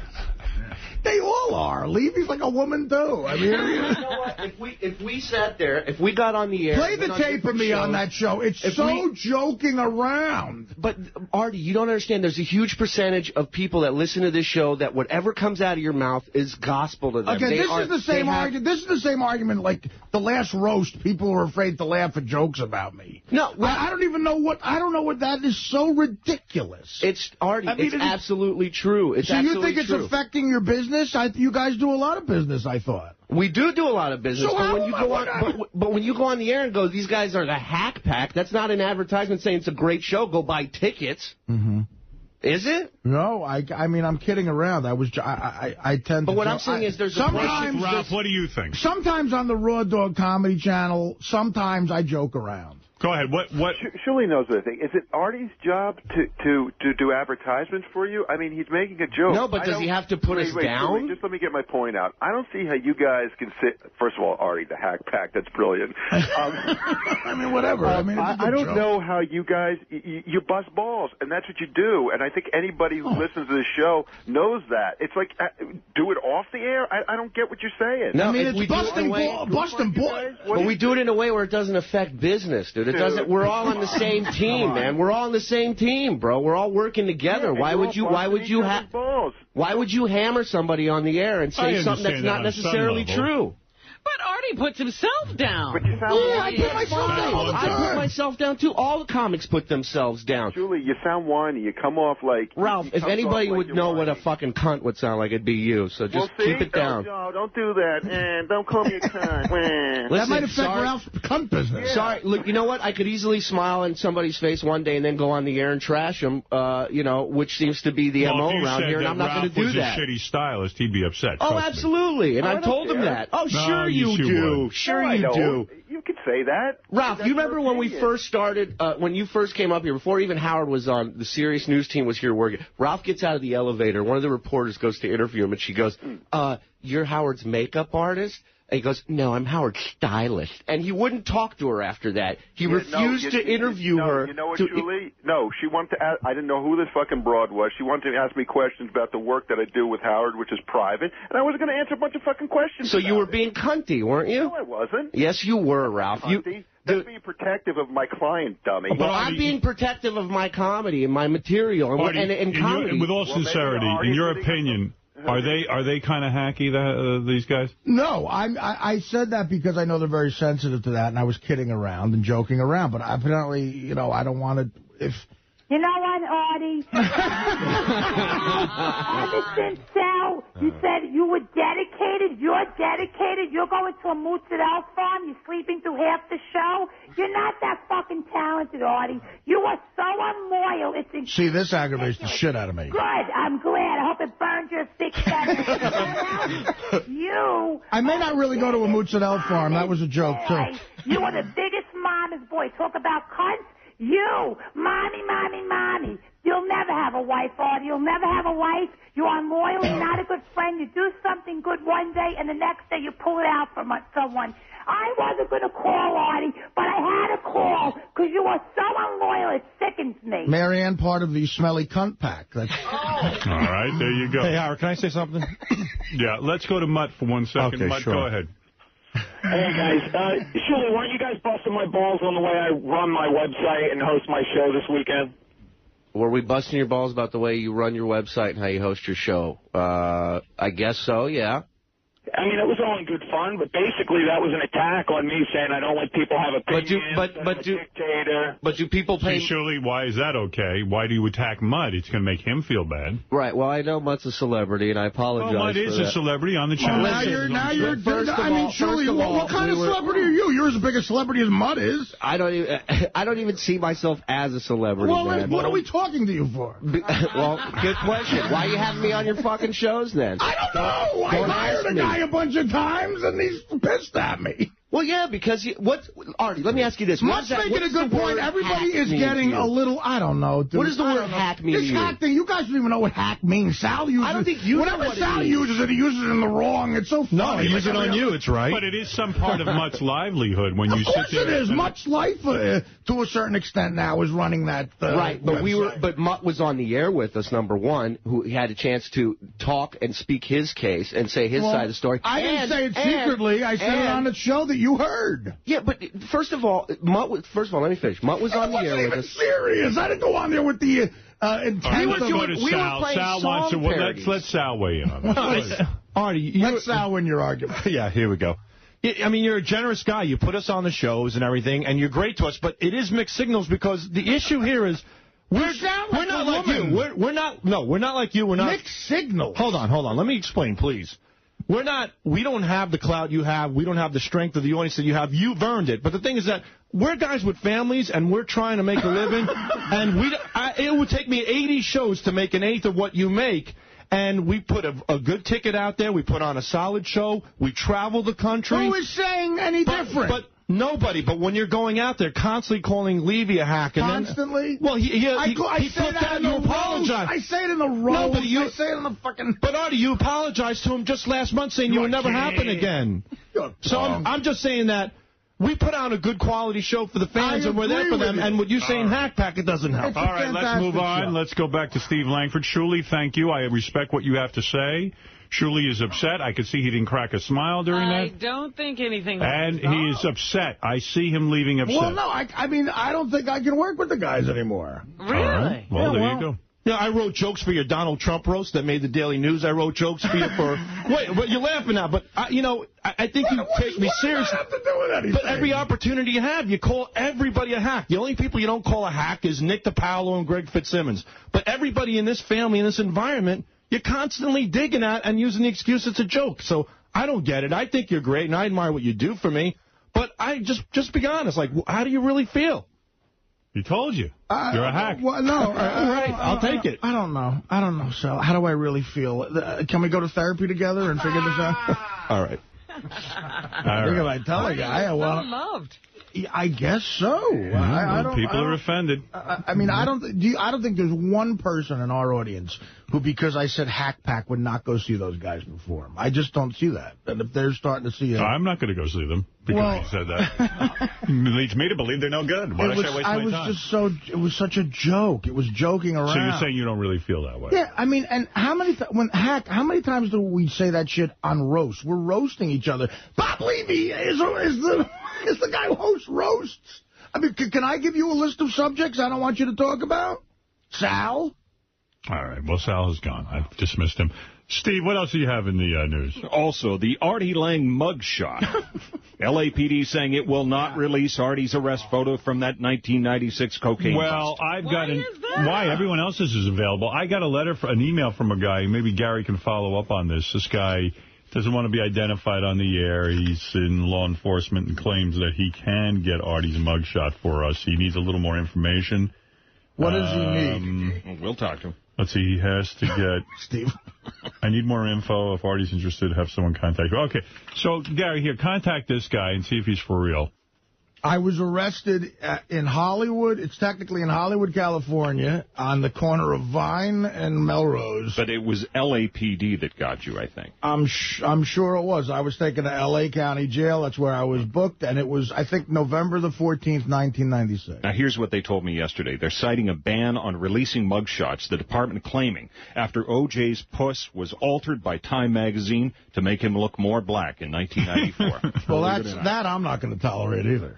You don't want to look black? Not more black. Did you hear Sal's rap on the wrap-up show yesterday about how he was upset because he went to a 7-Eleven or something, and the Indian guy who was working there thought that Sal was an Indian? Yeah, because he has raccoon circles. eyes? Yeah. Do you ever think about stuff like that? No, I don't. No. He was hurt. He was devastated, actually. Oh, he was completely upset. You got some show going on there. I'll tell you, that's a good show. I listen to it every day. I try to hear some part of it. With Sal, you just sit back and let him talk. I noticed that. You just you wrap it up and go to a break. Because, yeah, I have raccoon eyes, and the guy thought don't you ever notice that all the Indians have bags under their eyes, like these big black blotches? Yeah, the guy gave him a cup of coffee for free. Because you're an Indian.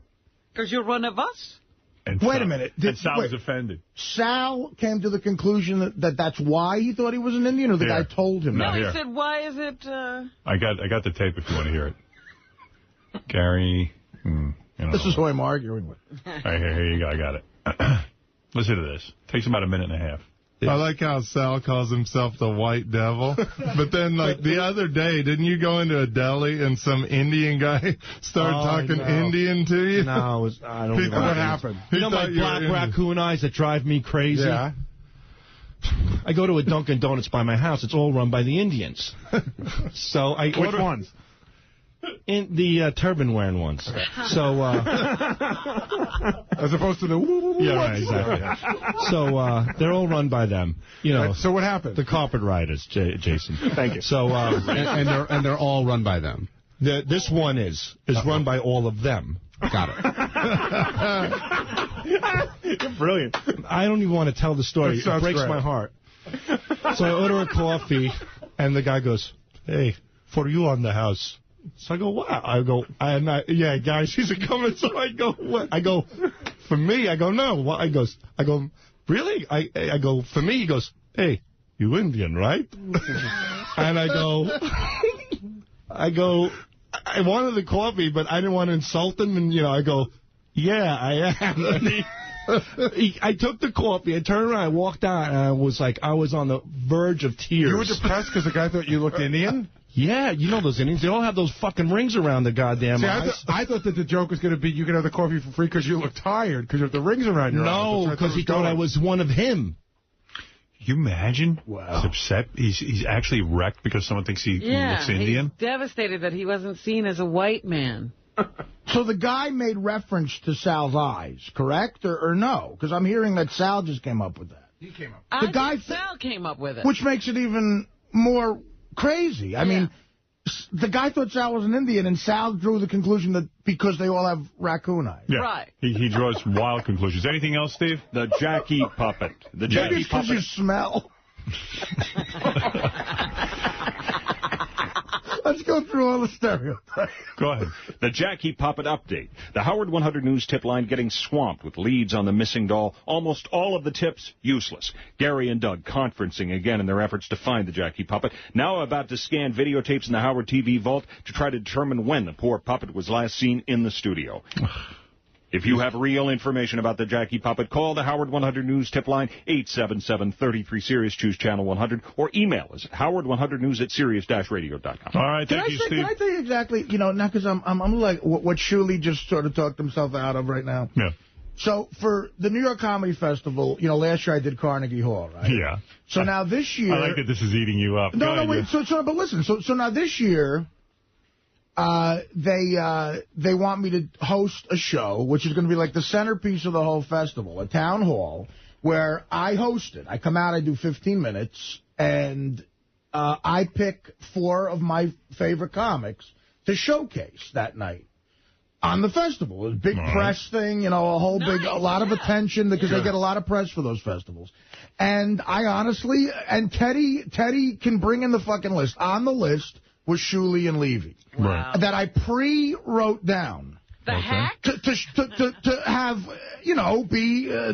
I mean, this is like, you got to put out the friends of yours who you think are really good. This is part of the New York Comedy Festival. Understood. It's a full night of stuff. And Teddy has the list. It says Shuley and Levy on it, both of them. Well, I guess and the list right now, I really don't want to use... Why do you have to penalize him for saying he's upset that you call him a hack? Because I think they're being pussies, and I don't feel like I'd rather work with a hack than a pussy. You're going to punish them with taking away some money from them? I mean, it's not money. It's certainly money, but it would have been a sort of nice, prestigious attention. Certainly could help him with box office. He was honest with you. So why would I punish him? But why would I think? Why would I do that? Why would I keep? Why do you have to punish the guy? He came in honestly and said, "I don't like when you call me a hack." Because they sound like little cunts. And you don't want to work with a cunt. Yeah, I'd rather work with a hack. Okay. They sound annoying. You know why? Honestly, I'll tell you why. Because I'm working on eggshells around them. Okay. I got to walk on all eggshells now. Am I doing something wrong? Am I insulting these little pussies? Clean your pussy, Levy. Ooh. Wow. Cunty. It really, I don't need that. You're telling Levy to clean his pussy? To clean out his twat. I'm sorry. You fucking, I'll give you saying he has a dirty pussy? I'll give you a list of shit I don't want you fucking talking about. How's that sound? What is it, Tony? He wants to weigh in on this. Yes, Tone. Hey, how you doing, brother? All right, brother. Hey, man. I want to say about this Hackpack thing that they're showing their weakness by being sensitive to it. I mean, I don't know a whole lot about comedy, but I think I know that. Artie is putting them up towards his level by even mentioning to him. It's an open invitation to crack back. And, go ahead, Art. No, I'll tell you what, he's making an excellent point, too, because, actually, the funny thing is, I do mess around with guys I've known for a long time, calling them hacks, and that was a sort of old, unoriginal thing to do, and with guys like DePaulo, and if you're confident enough that you know you're not, then you shoot back. You don't get mad at it. No, maybe they're not confident. It's like calling a guy gay, and he's mad because he's really gay, I mean, that's a good point. Maybe Shuley isn't that confident. Well, he should be. That's what I'm trying to tell him. All right. And that's exactly my point, Howard. Is that I mean, if they want to be, and they say it's because Artie has clout and confidence or whatever, and if they want to be successful, it's time to step up their game, and at least in that regard. All right. My clout ends with this show. I have the same clout they have. I sell tickets because I'm here. But they've sort of put you up on a pedestal that you're the guy they all want to be. It's weird. If I left this show... if you say something bad to them, then they're devastated. If I left this show, I'd be playing clubs again. I mean, look, that's a hard reality of the business. And so they're on this show, and they're making money, too. We're all in the same... Shuley wants to say something? We're all in the same boat. Exactly. We're all in the same boat. So why would... Artie, let me ask you something. What does the word hack mean to you? You're a comic. You've been doing it for a while. What does the word hack mean to you? When you say that comic's a hack? An unoriginal thing. To me, it means an unoriginal premise that gets an easy laugh. You pander to the audience. Okay, so why would you call me and Levy a hack and then sit there and say, oh, I put these guys on this list for this show? Like, make up your mind. Do you respect what we do or don't you? And then fucking don't go on the air and say you don't. Like, I could have easily gone on another show and trashed you yesterday or started this shit up. I waited to talk to you man to man. face to face. How did I trash you? By saying the Hackpack. I understand it's a I'm funny kidding around. It was a joke. That's the point. You always say that when we call you on it. So, and like Howard said, there's always some truth behind every joke. So what do you really feel? Is it the whole group? Is it You made a joke in the Gary roast that he's a silverback monkey. Right. Do you really think that? But it's a roast. Tell Gary to his face. It's a roast. Dude, that's what I'm talking about. This is That a comedy wasn't a roast. show. I wasn't on the McNeil-Lehrer report. The guy said, who are the killers of comedy?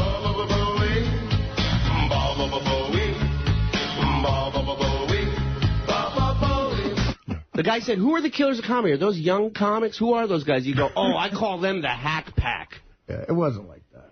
Hey, I just got one more thing to say about that. When Artie stops talking about you, then that'd be the time to worry. Thanks, dude. No worries, late. Fun selling fruit. Well, I see that you are upset about this, Shuli. I am, dude. I've been doing it 13 years, man. And one thing I'm not is a hack. I pride myself on my material, my originality. And for somebody to come out and say that I'm a hack, that pisses me off. Absolutely. All right. I went on there and said Shuli is a hack. No, but you say that I'm part of this group, the Killers of Comedy. Whether you feel it's one person in the group, 2 of us, 3 of us, say what's on your mind, but don't generalize and throw us all in one group and say we're a bunch of hacks. Howard, I have a lot of good qualities, but a smelly cunt, Artie, isn't one of them. And you wish your cunt, you big pussy, was as clean as mine because you're the 7th grader. You know how you make a joke? Cunt, pussy, twat. See, Marianne is not a hack. She doesn't do any easy shit. Entertaining, Artie. And you know what? You're right. If you didn't have Howard, you'd be in the fucking bar somewhere with the pool table and the walls with the cocaine guy because you're nothing but a low-life asshole. Ike is on the phone from Mad TV. Ike from Mad TV. Go ahead. Is this Ike Barinholtz? Yo, Artie. Oh, Ike, how you doing, man? Buddy, man, how you doing? How are Artie, you? you're so right, dude. You're so good to these boys. And I talked to a friend of mine who saw the Killers of Comedy in Southern California. Said it was the worst show. Where? What show was it? Where at in Southern Cali? Oh, God, I can't remember. Yeah, exactly. I like Shuli. I like you. I think you're actually a great comedian. Thank you. I like you on the news. Shalom Bitch has really played out, but he said... It really is. He said... That's what hacks do. He said that was so bad and so racist. There's nothing worse. Artie, you know there's nothing worse than a guy who's like blue and bad. You know what I mean? Yeah. Well, I mean, you know, hey, look, that's your opinion, but I happen to know Ike. He's a good guy. But I don't, I'm not at all their shows. I do horrible shows, too. I've been drunk, and there's people want their money back constantly. All right. Ike, thank you very much. Ike from Mad TV. Brother, love you. Ike's a good Thank guy. you. Yeah. Brian, go ahead. You have the last word on this, and then we have to move along. Robin has news to get to. Yes, Brian. I just feel if you're comedians, you should have a sense of humor, guys. Really?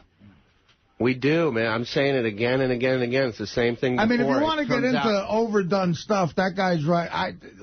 Coming back from Pittsburgh, I listened to the news. I heard Shalom Bitch like 40 times in an hour. It's really, you want to jump out the window. You got douche chills from it.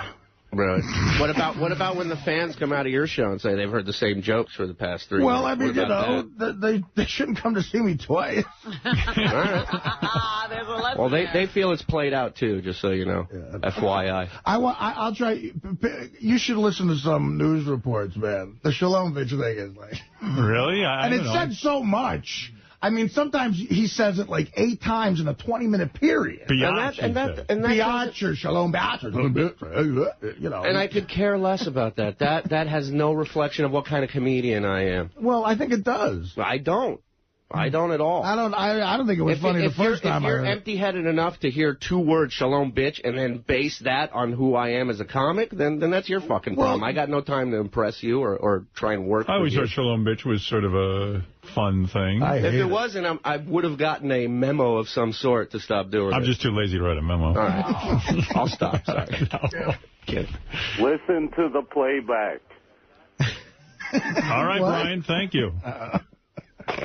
Yeah, Clint, you're on the air. Hey, what's going on? Hey. Hey, listen, Shuli, you got to stop fucking crying, man. If you didn't have Howard and Artie, you'd be fucking bagging groceries at Stop and Shop. Well, and that's what I was doing part-time before I got here. And I realize that, and I appreciate the opportunity that I have, but I'm not going to let somebody talk shit about my comedy and say that I'm not original when I know that I am. I'm sorry. I'm going to stand up for myself. I don't recall saying that. That's what a hack means. No, if Artie calls you a nut-hugging pillow fighter, you should be thrilled. It's any kind of promotion for you. Well, no, not necessarily. Maybe that. Look, like them or not. if that was the case, then I'd come running in here and let them throw things in my ass and let people touch my cock. I'm not. That's not my route. That's not what I do. Well, so what are you saying? That you're talking about guys in the Killers now. Right, yeah, you know. No, what I'm saying is that there's guys but I that could do see different... Shuley's point. Like, if you went on Letterman and called me a hack, I'd be upset. Well, I mean... you can understand that. Yeah, I think recently on the Jimmy Kimmel show, you got engaged, and I said, what a fruit. I didn't take offense. Right, because I was kidding? Yes, of course. Get it? Got it. Plus, I am a fruit. Anybody who gets engaged is a fruit. Yeah, poor See, there is some truth to it. There is truth in it, though. Well, that's my point in all I this. hate that it's true. I think I laughed right after I even said it, and then even after I did. It's sort of like they said, "Who are the killers of comedy?" You say, "Oh, you mean the hacks?" And he does know who you are. He knew we were kidding around. Half the shit I said about the host, and he said about me. We were busting each other's balls. Jim, go ahead. Yes, Jim. Nope, Jim's gone. All right, last word. Come on, I really do have to end this. Greg, go ahead. You're on the air in Minneapolis. Seriously, the Hackpack should now be called the Pussy Pack, and what a bunch of whiny bitches. How could Artie possibly insult the comedic talents of a half-rate news reporter and a couple of phony phone callers? That's a good point. All right, listen, Shuley, the people are speaking out. They're saying you're too sensitive. But what do I know? I mean, I understand. I'm a sensitive guy. I understand what you're saying. Like if somebody said you're unoriginal, you would take offense to that. I would be offended. Absolutely. Yes, absolutely. Yeah, but don't you think you'd be a little secure if a radio guy called you unoriginal? Yes. I mean, would you go on and talk about it? No, I probably, but if the I wouldn't radio give it guy, a second thought. But if the radio guy has a huge percentage of people that hear what he says and believe it the second it comes out of his mouth, wouldn't you be a little upset about that? I agree with the fact, if you're going to say that I have a unique position where I'm on the mic all the time, I understand that. I didn't say it here. I said it on Raw Dog, where probably the host, Pete Dominic's family, and you guys is who listens to that show. I got emails and text messages all day yesterday about it. A bunch of people heard it. They follow you around. Whatever show you go on, they go, Artie's here, Artie's there, and they love you and they listen to you. I don't think I have enough power to get people not to buy a ticket to see you. You should worry more about that. And why would I? Yeah, what would my motive be? That's what I don't understand. That's why it's such a mystery to me that you would go on the air and say that shit. Because I'm not doing it with that intent. All right, let's move on. Thank you, Shuley. Artie, I'm sorry we've run out of time for this. We can't resolve this session. We don't seem to be able to. Shuley, thank you. He's still angry. Oh, yes. I got a note from Richie Wilson over at Howard TV. Says he got Arbitron Radio. But let's kick off with what everyone seems to be so sensitive about, which is Artie's comments and Shuley coming in, Sal coming in, Levy calling. Is everyone overreacting? Is there too much sensitivity there? Is there meaning behind the words? Gary, what do you think? Here's how I see it. Artie was totally joking around, no doubt. But Artie only jokes around with people he likes to fuck with. And on something like J.D. was saying, Artie will only goof on people he doesn't respect. And to put it in perspective, would Artie ever go on that show and make fun of Howard and make fun of Howard's show and make fun of the show, even though he knew he was only kidding? Would he ever do that? He's done it in the roasts before, but he's never just said, hey. That's different. That's not outside of here. And he already even gave the example. He said, he called Howard a fruit because he got engaged. But that's different because you call Howard a fruit to his face. No, he did it on, did you do that on a talk show? Kimmel. He did it on Kimmel. Oh, okay. So he does, but I don't know. Artie, let's just ask Artie because he's standing here. The rap is that this is what the guys are saying, you won't make fun of somebody that you respect that way. Like, do you go on other shows that goof on Howard and Howard's show? I'm just asking. I'm playing devil's advocate. I don't know how else to put it except the fact that I was kidding around. I don't know, I don't... But you do know that those guys are sensitive, right? Yeah, no, but they're going to have to get over that. But is there a party that is it fun to fuck with them because you know that they're so sensitive? Yeah. Well, if you tease a guy in the playground and he doesn't care, you never do it again. Right. That's funny. You know. By the way, I just got the funniest call from Billy Mira. He's like, he calls me up and goes, you guys should thank your lucky fucking stars. He goes, I got rejected from the Hackpack. Where does that put me? Because I can't even get into this lineup. I mean, I only said it because, hack rhymes with pack. I just want to say this, Art, and that is, it wouldn't bother me so much if it wasn't somebody that I respected and that I enjoyed working with and I consider a friend. And that's what. Look, you laugh all you want, dude, but I'm being upfront and honest with you, man. I don't know what your problem is with me, but I didn't have a problem with you. I mean, I didn't. All right, well, I'm just telling you where I'm coming from. That's all. I know. All right. All right, good. I think one of the most interesting. I'll watch my mouth from now on. No, say whatever you want. I don't give a shit at this point. Say whatever you want. I don't care. Okay, that's fine. I think one of the most interesting points that Artie made during that whole thing, Shuli, was if he really thought you guys were hacks or whatever else, why would he work with you? Why would he keep booking you? Why would he keep using all of you guys? But you heard the clip. Did that sound like it was in a joke context? Yeah, and then I said Levy's a great comic, and even Howard said he thought it was joking around. But you know all of us, right? And when the guy says, are the Killers of Comedy new comics just doing it just because they can draw people in? Why wouldn't you say, like, no, they're not new comics, or, at least state that you know us. You make it sound like you don't even know us. Well, where else would where would we, I'd rather you trash us on OutQ than on Raw Dog, the comedy channel. I wasn't asked on OutQ. I'll gladly trash you there if I can get on. Shuli, do you really think it's going to affect your ticket sales? No, I don't think it affects the ticket sales. I think it affects I think it affects the fact that people come to the show and yell shit out, and that's the kid who hosted it. That's Pete Dominant. Yeah, get him in there. Hey, when you guys was fucking with you, not me. When you guys go on, what's the order that you guys go in? I host, and then it's Richard usually, then Yucko, then Sal. So Richard's Jim a bigger hack than Florentine. Sal, then, Jim right? Florentine's on it. Why? Depending on where you stand? Right, I would think that if Richard goes before you, you're the better hack and he's the worst hack. I'm hack number 3. Richard's hack number 1. Yeah. Will, what do you think of all this? About these guys? Yeah. I know about the situation. I think there's an element of it from Artie that's a little bit serious. I think he does kind of think they're not that funny. And I think they're very sensitive about it because on some level they do believe that, they're kind of starting out and they sell on the show because they're on the show. Have you noticed that since any one of these things I've said about you, that you're not doing as much business for some reason? No, it's not that. It's just a question of... What is it then? I think, can I jump in? I don't think they care about ticket sales. I think their feelings are hurt. They respect you and they look up to you. Like, when you made that joke about Richard, 10 roasts ago, he was, devastated. Not to mention, he went up on stage the next 3 times that he went up on stage, and they wouldn't let him get a fucking word out. They just started yelling shit that you said about him on the roast. It was practically Melrose Larry at that point. Yeah, well, I mean, and it's not fair to him. The guy is good. He's got good material. At least let him give him a chance. And how long do you do on the show, Sal? About 15 minutes. When I do, is that true? I mean, there's I'd say between 10 and 15. It all depends, too. If there's less guys, You do the same 10 minutes? Yeah, about the same right now. I've been doing it. What are some of your jokes? I don't want to I'll tell you what they are. They all have the N-word in them, right. The Jew word in them. You do stuff about Gary's teeth?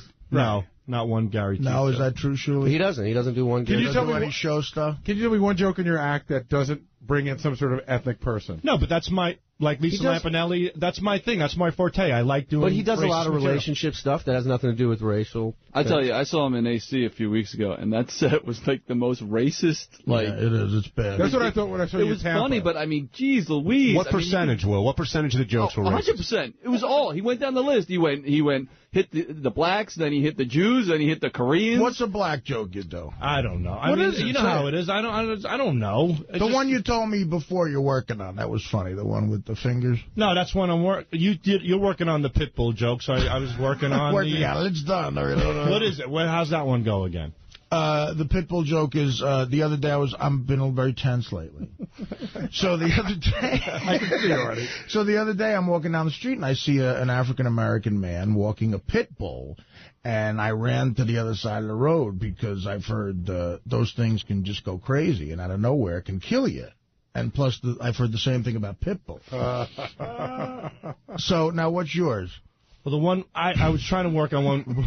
I don't want to get into it. Well, I want to hear it. I once dated a black girl that fingered my ass, but she bothered me because she wouldn't wash her hands afterwards, and I didn't know which finger was dirty. So that's the one I'm working. So the fact that shit is the same color as a black person, and the fact that a pit bull is just as dangerous as a black person. Yeah. No, a killer, a murderer. Pete, did you think I was being disrespectful to them in any way, shape, or form? Let's introduce Pete. Yeah, this is Pete Dominic, who hosts Raw Dog Comedy by Request, which is on noon Eastern. There's your plug, Pete. Thanks, guys. You're somewhat objective in this situation. You were there. When Artie said what he said, was he kidding? Was he serious? What did you think, Pete? The other day I heard Artie on the show refer to the girls, the hookers were from Oregon, and then he said Oregon. And I thought, that's so funny. It's a play on. I thought I laughed out loud in my car. Same thing here. He didn't think about it at all. Hackpack. Right. But I didn't have it premeditated. I'm saying that everyone, just people in Oregon who aren't whores. The thing is that there's an unspoken rule. There's an unspoken rule that I, as a comedian in New York, who's been working in New York 10 years, all the clubs, if you get slammed, it doesn't matter how bad it hurts. If it's funny, that's all that matters. Artie slammed me twice on your show today and on my show. The whole show he slammed me. And today he said, it's Pete Dominic. I mean, who listens to the show besides his wife and family? I'm like, hey, wait, that was funny. Right. Like, it hurts sometimes, but it's funny. And Shuli, like I talked to him about it yesterday, I don't know. I understand the sensitivity, but comics are comics. We're really mean to each other for the sake of funny. Go sit at that table above the Comedy Cellar one night. I mean, you walk out of there crying. I leave there listening to Tony Robbins tape. I mean, we're comedians. We're laughing. We're joking around. I was joking around. I mean, you're acting like a ninth grade girl. I mean, come on. Let's take some calls, find out what other people are thinking. Let's go to Kathy in Connecticut. Kathy, you're on the wrap-up show. Hey, how are you? Good, Kathy. What are you thinking? I think Artie's just kidding.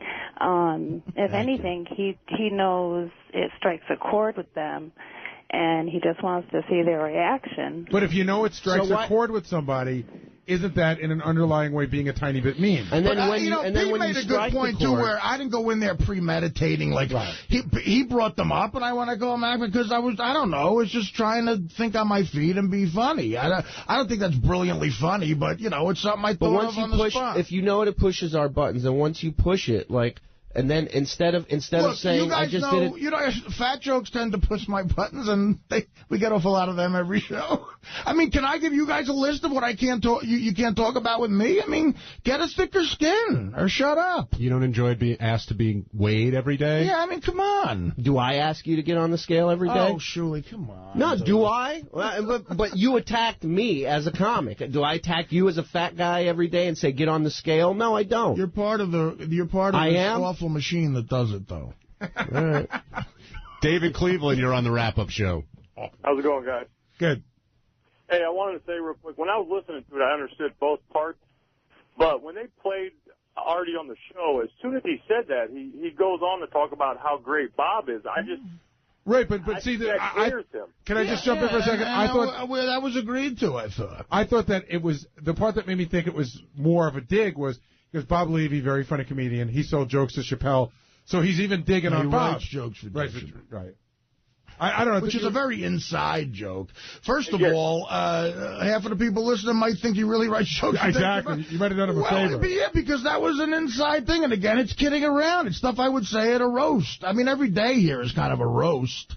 Mike in Virginia, you're on the wrap-up show.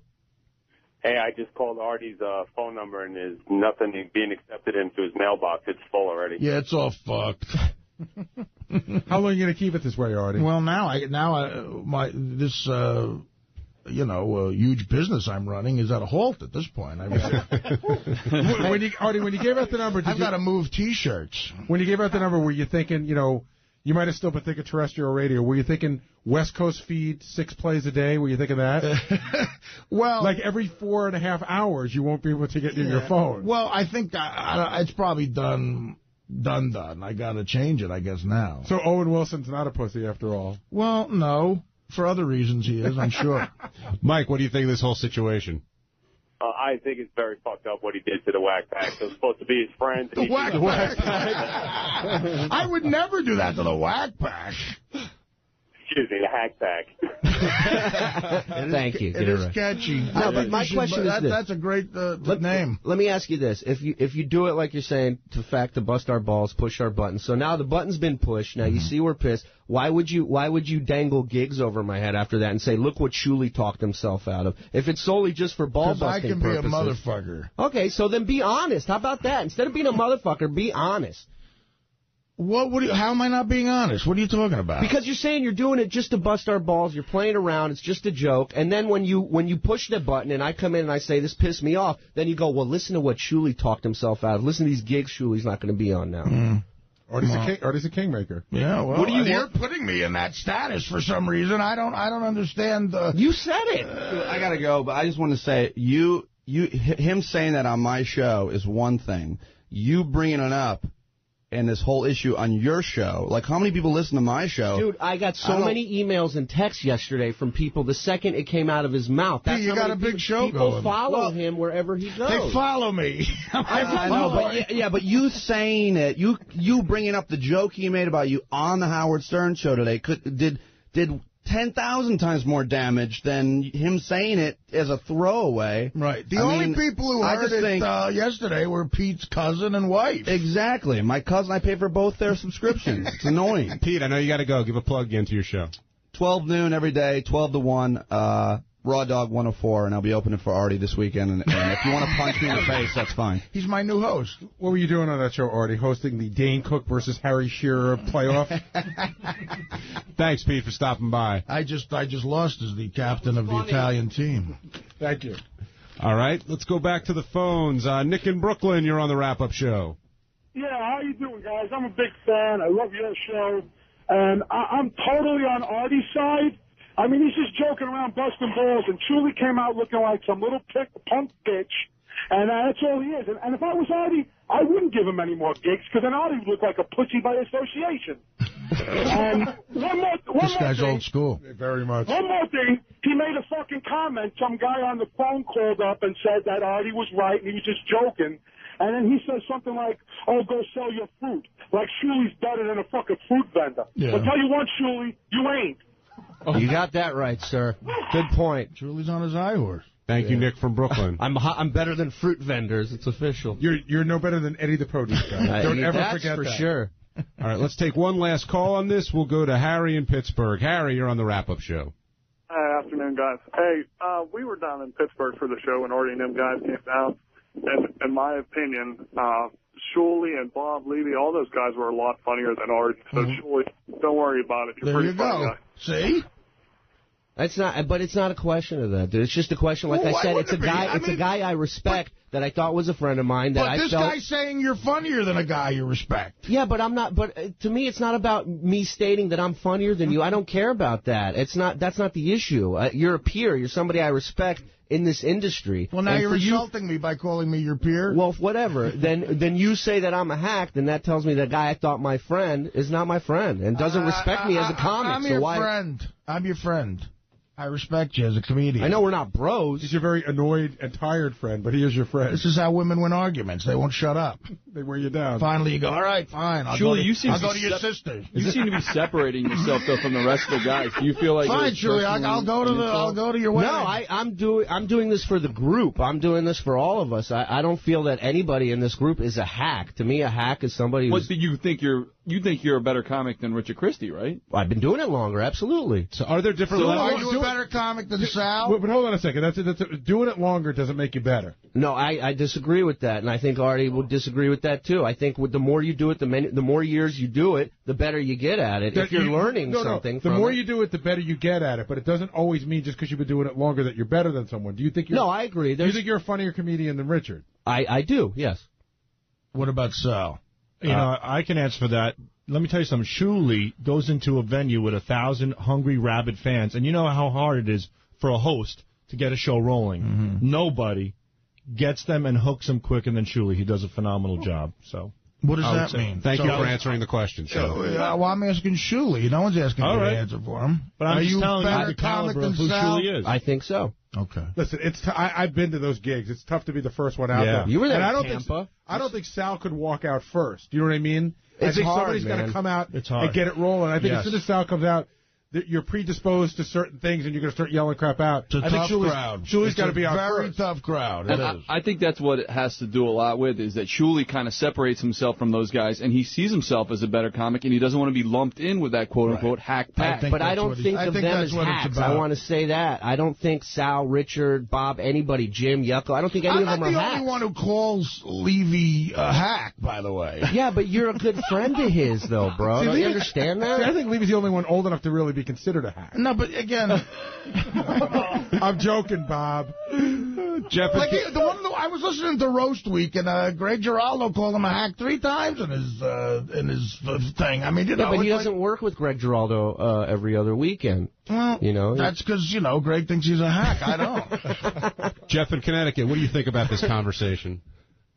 Honestly, what happened to the show? Back in the day, Fred would take shit for 3 days, Jackie for fucking months. Now you guys are going to talk about your feelings. Oh, my feelings are hurt. Just fucking rib on each other. Let it go.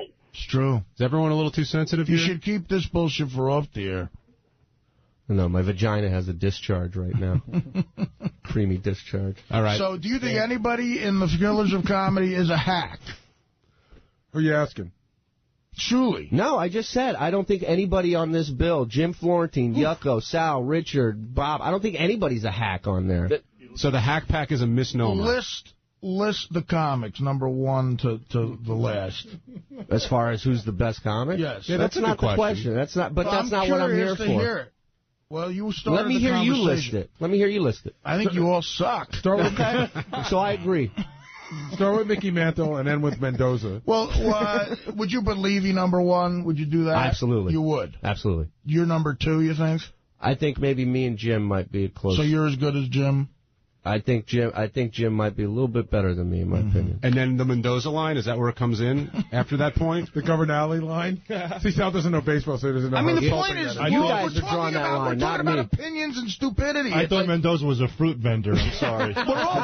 We're all very lucky to be working. Absolutely. I mean, look, and we're in a very unique position to be on a show that sells tickets. I mean, come on. Right. Who do you think on that crew could sell tickets on their own, and who needs the help of the show to sell tickets? Like, could Richard and Sal go out on their own as just comedians that don't have the help of the Howard Stern show and sell out a show? Well, they don't have the time. Right. They physically wouldn't have the time to do it, you know. Let me explain. What he means is they don't have enough time that they could physically put together. Minutes. Right. Minutes. They would have to get... Sal does 10 to 12, say 10 to 15. No, you have 45 minutes of material. Not 45. When I do shows by myself, if I do a show without the Killers or whatever, or I do about 25. So why wouldn't you do 25? Because there's 5 guys. You'd have to get a headline. You need at least 35 to 40 minutes minimum. I don't have that. Right, you need to have 2 guys that could do like 15 or 20 minutes and then a headliner that does close to an hour to put together a show. Because if somebody's paying money and Richard comes up with those 15 Well, minutes... I'm not talking about the time. I'm talking about more of the quality of the material. All right, we're going to take whatever. We're going to take a quick break. I don't know. I mean, you know what I'm I don't know. for. You've seen a lot of comedians. What do you think? Yeah, they need the help of the show, of course. I think they know that, though. Absolutely. We all need the help of the show, is the point. So what's going on with the thing today now? That was all I hear is like I'm at a party and somebody's going, "Oh, you're getting killed on the radio." What party are you at 8:20 in the morning? No, I was getting my son ready. We're at Belmore Lakes in Jersey. Mm-hmm. It's a big thing. One of those awful memories you'll have to get rid of in therapy. Yes. Well, no, we're drinking this weekend. Daddy had vodka at Belmore Lake, and someone called him a hack. And yeah, to give you a 20-second recap, Bob, Artie was on a show yesterday. He referred to the Killers of Comedy as the Hackpack. And Shuli was very upset about that, came in during the show and let everybody, particularly Artie, know how he felt. Boy, did he let me have it. And then some. But then I said, look, I was kidding because someone asked me a question about the Killers of Comedy, and as a quick joke, I said, Hackpack, it's not even a funny... It's just like, you're thinking, you're just busting chops. And then I said, no, honestly, Bob Levy was a great comedian as a part of that. And honestly, you were the only name that I thought his audience would know. And then he said he writes jokes for Chappelle. And then I said he also writes jokes for Dave Chappelle. Which, right. So that's it. That's all it was. And Shuley got me. Listen, I feel bad about the fact that, Shuley is trying hard to work as a comic, and I don't mean to hurt a guy whose career is sort of just starting and blossoming a little bit, so I feel bad about that. I don't think he's a hack. I don't think Levy's a hack. I think you guys put on a funny show. You should go see The Killers of Comedy. And I work with Bob all the time. I work with... Shuley all the time, and if I didn't like... You know what, Artie, can I interrupt for a second? I think that if I really thought you guys sucked, why would I put you on my show? What's so funny? I know what's funny. That's like Sal's apology. Yeah, right. No, but Artie gets into this cadence that just reeks of instant... What do you want me to do? No, I don't want to do it. Hi, like, this is Artie. He just goes, listen, Killers of Comedy are funny. I think he's a funny guy. Like, it sounds like there's a gun to his head. Do you realize how much, it's a good thing I'm not some sort of egomaniac, because you guys are putting me on some sort of pedestal here where you really are so into what I say, and you think other people are into what I say. It's really not the case, man. You take me out of the show, and I'm, featuring for Attell in Missouri. And trying to get back on a sitcom as a fat neighbor, which, is a great future. I think the thing that got the guys going and everything is the part when you say the word hack is like calling almost like a black guy the N-word to a comedian. And no, it's not. No. To a comedian, it feels that way. No, it's not. No, it's not. That's what I think. Do you think? What would you think? Chappelle would rather be called a hack or a nigger? Probably the N-word. I mean, as a comedian, that's how I feel. You know what I mean? A lot of hacks have been lynched already. I think you'd rather be called a hack than a nigger. I mean, come on. Hey, Bob, Shuley did something sort of interesting. He ranked the Killers of Comedy. If you're out on tour and you've got Artie, what would your lineup be? Like, from best to worst? Knowing all of them are good, of course. Well, everybody, look, I am proud of, both of the tours. I think they're both killer tours. You know what I mean? What tour? I don't have a tour. I'm not touring. But you are. When you do a show, that's basically, you're touring when you're out there. No, you know how much? First of all, how much time does Sal do on each show? On the bigger shows that we do with, like me and Florentine, he probably do 15. Right. You know what I mean? And then me and Jim would do the bulk of the time, and then Shuley would do, a lot of the time up front. Is Shuley better than Florentine as a comedian? As a comedian, Shuley's really good, but I don't think he's not better than Jim. You know what I mean? But he's very good. Everybody. I'm proud of all of them. I think they're all doing a great job. Who's the least talented on the Killers? Yeah, let's get right to. The one that you get. The one that if you had to drop. You know what? You had to push one off the boat. Who's getting cut? I don't think I wouldn't cut anybody. I really think everybody does a great job in their own way. You got to cut one guy. Gun to your head. You got to cut one guy. I would, the only one I would cut is probably Richard, only because... all right, enough said. Okay, Levy thinks Richard sucks. Fine, we get it. No. What do you mean, Richard? Why is Richard a prima donna? Richard's the worst comic on the tour. No, he's not. He's the hackiest of the Packers. He always got to have the certain plane trips. It's just a lot of work with him. That's the only thing. Oh, by the way, that's another thing. I got a mouthful about Richard's prima donna shit. What do you mean? Because I get the other end of it. Bob, can I get into this? Or okay, let me quickly. Richard might be assholing himself out of a gig. Here's what I get. What I get from Richard is because he comes to me and he says, "Yeah." Hold on, Bob. He comes to me and he says, God, when I do these trips with Bob finds the cheapest ticket he can find. Right. Which sends me, if we're playing Miami, I got to fly from, Atlanta to Chicago back down to Miami. Not true at all. And he said that, by the time I get there, I'm so fucking exhausted. We only have one flight. It's always one flight, but he doesn't like to get on a smaller plane sometimes. Bob, you told me that you've missed a plane at least once because Richard was drinking and said, look, you got to come find me. I'm getting drunk. Otherwise, no, he wasn't. He was drinking at the bar. That never happened. Away from the thing. It's Rescue Me Extras Richard Christie. Richard, are you a prima donna? Is that a fair... No, is it too much to ask? When we were in Toronto, I got stuck in an airport for a full day because I didn't get to book my own flight.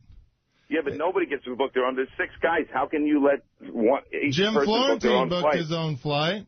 he was the only one because he was coming from somewhere else. All I Otherwise, ask we is... had a limo picking us up. You can't have a limo come 6 times. I would have paid for my own. I would have paid for my own cab. I don't mind. All I ask, I like booking my own flights when we do these comedy shows because a promoter is not going to give a shit about how you get there. They're going to put you on a small plane, give you flights where you have to do layovers. If I book my own, I'll do a direct flight to wherever we're going, and I'll make sure it's a full-size plane. That's the only thing. I'm terrified of flying, and I don't think that's being a prima donna that I don't want to fly a prop plane to somewhere. Wow, I was on Bob's side, but now I'm on Richard's side. It's not a prop plane at all. It's you guys had to fly a prop plane from Cleveland back to New York. That was one time. That was one time. But that one time, I'm not going to do that. I'm sorry. I agree with Richard. Yeah, Hey, Bob, if you guys would have booked your own flights, you would have known that you weren't going to be on a prop plane. You guys didn't even know until you got to the airport that you had to fly a prop plane because the booking agent or the promoter booked that flight. Bob, if Richard's willing to handle his own ground transportation on both ends, and he calls you up and says, I got a flight, and this is how much it is, what's the big deal if he books his own flight? No, I mean, that's fine, but he's going to have to get from the airport. He's going to have, all that stuff. I've said I would do that. Yeah, I would take care of that myself. I don't mind. I know. The main thing is trying to get people the money because you know what I mean? Because I got 6 guys on the show, and he's got Gary telling him what he should make a show, and I can't afford that. Well, that was another thing in Pittsburgh. I got 3 hours from Levy about how big of an asshole Richard is. I'm not telling Richard what he should make a show. Richard. Levy thinks that Richard consulted you and you gave him a way too high price. And now I didn't give him any price. I didn't give him a price at all. He said he felt he was being underpaid, and I said to him, Artie, you and I had this conversation on the plane. Right. I told you what I think you should be making based on your status if you come. But we're not even talking about that. I said, if you're unhappy with what Bob is paying you, then your choice is to either accept it or go out on your own and do your own thing. But that's the thing. Like, I don't think it's a prima donna to say, hey, this is how much money I would like to get. If they're not willing to pay it, then I just won't do the show. I don't mind not doing the shows. I'm not asking or forcing people to give me this amount of money. I'm saying, hey, if they don't want to pay it, then fine. I would rather not do the show. We'd all like to make a certain amount of money on every gig, but sometimes you can't. And the main thing is for the future to build the tour up where it's going to be huge, and we're going to be making huge money. I know. The thing is, we all take a beat. But, Bob, like you, I know you and Sal and Shuley, like you, I don't want to kind of say that you need the money, but this is your living, Bob, and so you take a lot more gigs than I do. I can afford not to do a lot of these gigs, so to make it worth me being terrified of flying and going through the hassle of being stuck in an airport all day, I would like to get a certain amount of money for a gig.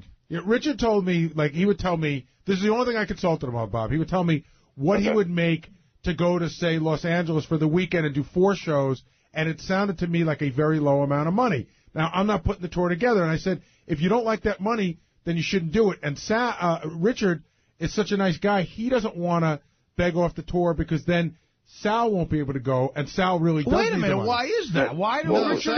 Sal will go. Can still go, yeah. But Richard said, if I leave, then you were telling me that you thought that he wouldn't hire both you and Sal together, or that you and Sal didn't want to walk away. No, it's not like that. Levy told me, of course you would hire Sal. The thing is, too, like, I always think of it this way.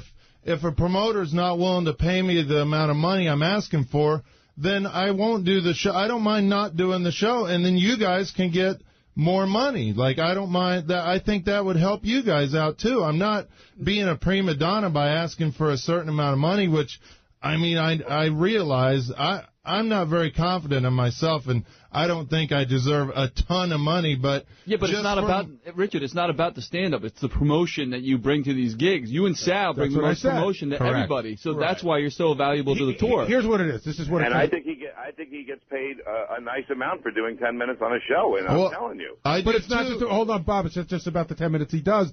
It's about the promotion. You guys need each other. Bob, we all need each other. I do promotion too. But forget about the promotion you do. They're doing the promotion on the show, right? And that goes a much longer way. So they need to be compensated for that. But they can't put a full show on without you, and you need to be compensated for that. And that's a conversation I have with Richard. I never gave him numbers, man. Okay, no, that's what I'm saying. We work as a team, and I want to keep this going for Rich is not feeling like a part of the team. Well, he's making good money. If I told you, I don't want to say the price over the air, but I mean, anybody at home would be, are you fucking kidding me? The only thing that doesn't make sense is you've said you're taking $11 bus rides, and I mean, do you need the money or not? I mean, you know. No, I'm doing okay, but my thing is I hate traveling and I hate flying so much that I want to put kind of a high price out there to make it worth me being terrified of flying to go somewhere. Well, that's fair. So you're being honest. And Bob's saying maybe you can't afford it. So, you know. If they can't afford it, I totally understand, and I just won't do those certain shows. How much are these hacks making? We got to wrap up the wrap-up show. Thanks to everybody, Bob, for calling in, and this inside look at the killers of comedy.